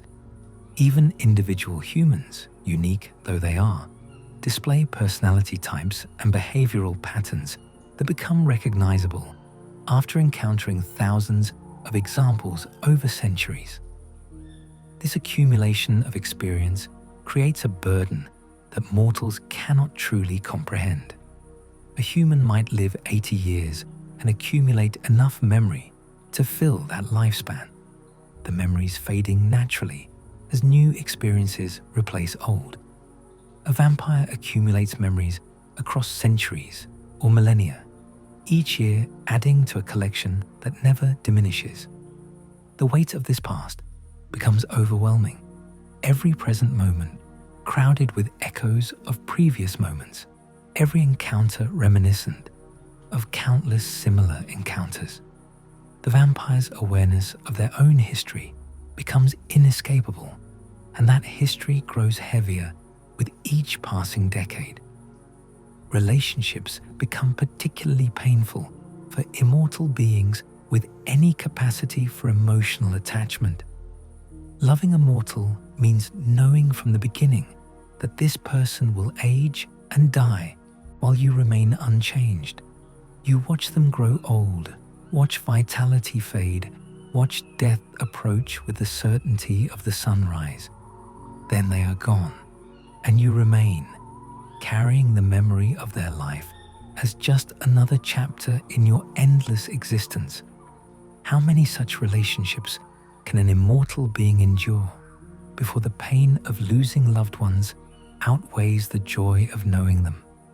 Some vampires respond to this by refusing emotional connection entirely, maintaining distance from mortals and even from other vampires.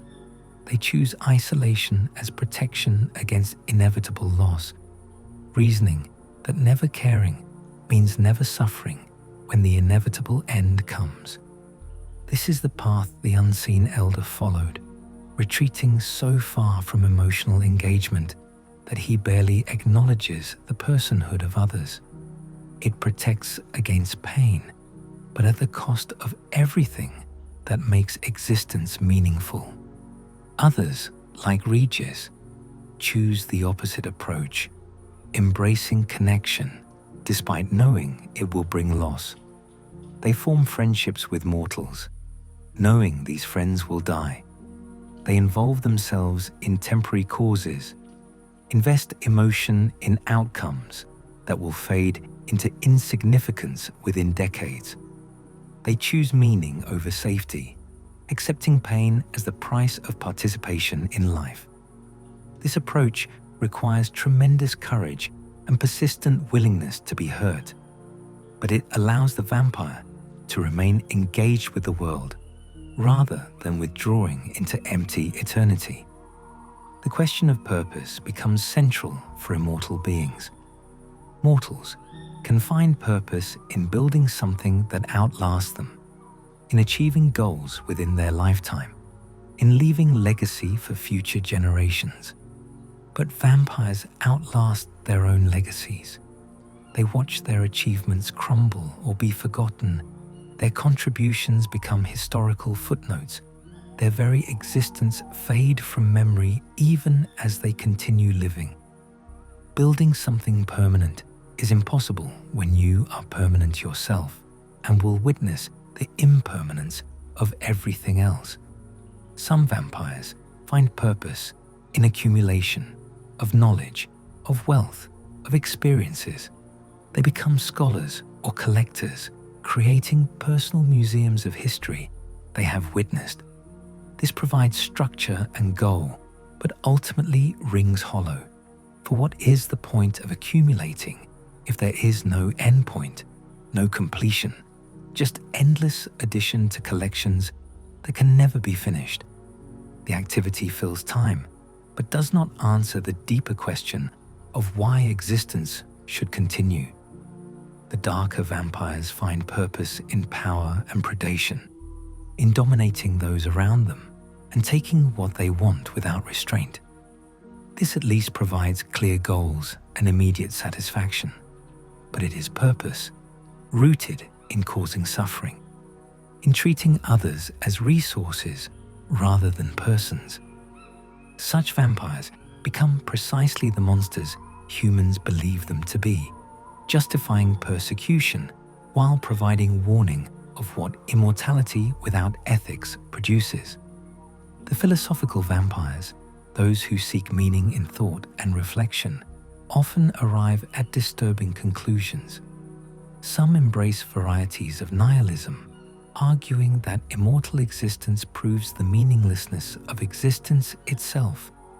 If nothing lasts, if all achievements fade, if memory accumulates but significance does not, perhaps existence itself is inherently without purpose or value. These vampires continue existing not from choice, but from inability to die, marking time through eternity without believing that time marks anything meaningful. Others develop philosophies of eternal return or cyclical existence, finding meaning in patterns that repeat across centuries. They view history as spiraling rather than linear, the same essential dramas playing out in different contexts across ages. This provides framework for understanding their experience, but can also trap them in fatalism, believing that nothing new can truly happen because everything echoes what came before. The religious and spiritual vampires seek meaning in transcendence, in viewing their immortality as opportunity for spiritual development across timescales impossible for mortals. They treat existence as extended meditation, working toward enlightenment or understanding that requires centuries to achieve. This provides purpose, but requires faith in spiritual realities that immortal existence neither proves nor disproves. The tragedy of vampire consciousness is that they possess the intelligence to understand their predicament, but lack any means to escape it. They can analyze their isolation, comprehend the sources of their emptiness, recognize the futility inherent in immortal existence, but this understanding provides no solution. Knowing why you are lonely does not make you less lonely. Understanding that immortality creates problems does not grant mortality. Consciousness becomes a curse when it cannot be turned off, and the situation it analyzes cannot be changed. The few mortals who truly understand vampire nature often feel profound sympathy despite the danger vampires represent. To be unable to die, to be conscious through eternity without choice or escape, to accumulate memory and experience until they bury you beneath their weight. This is horror of a different order than the simple fear of being eaten. The monstrous aspect of vampires, their capacity to drain blood and kill, becomes almost trivial compared to the existential horror of their existence itself. Geralt's friendship with Regis stems partly from this understanding. He recognizes in his vampire friend a being carrying burdens mortals cannot comprehend, facing struggles that have no solution, enduring existence that offers no exit. The respect Geralt shows Regis is not despite his vampire nature, but in acknowledgement of how Regis has chosen to navigate that nature, to remain ethical across centuries, to maintain compassion despite accumulating reasons for cynicism, to continue engaging with mortal life despite knowing it will bring repeated loss. This requires strength and character that command respect from anyone capable of understanding the difficulty involved. The ultimate question facing every vampire is how to fill eternity when eternity cannot be filled. The answer each vampire reaches defines them as individuals and determines whether they become monsters or something approaching nobility. Some fill their endless time with cruelty and predation, others with withdrawal and isolation, still others with deliberate engagement and ethical living despite the pain it brings. None of these answers fully solves the problem of immortal existence, but some preserve the vampire's humanity, metaphorically speaking, while others sacrifice it for the cold comfort of emotional numbness. As we close this exploration of vampire nature and existence, we are left with profound questions about consciousness, mortality, and meaning. The vampires of the Witcher's world serve as dark mirrors, reflecting back to us questions about our own existence. If we possessed infinite time, what would we do with it? If we could never die, what would give our lives meaning? If we accumulated centuries of memory and experience, would we find wisdom or simply weariness?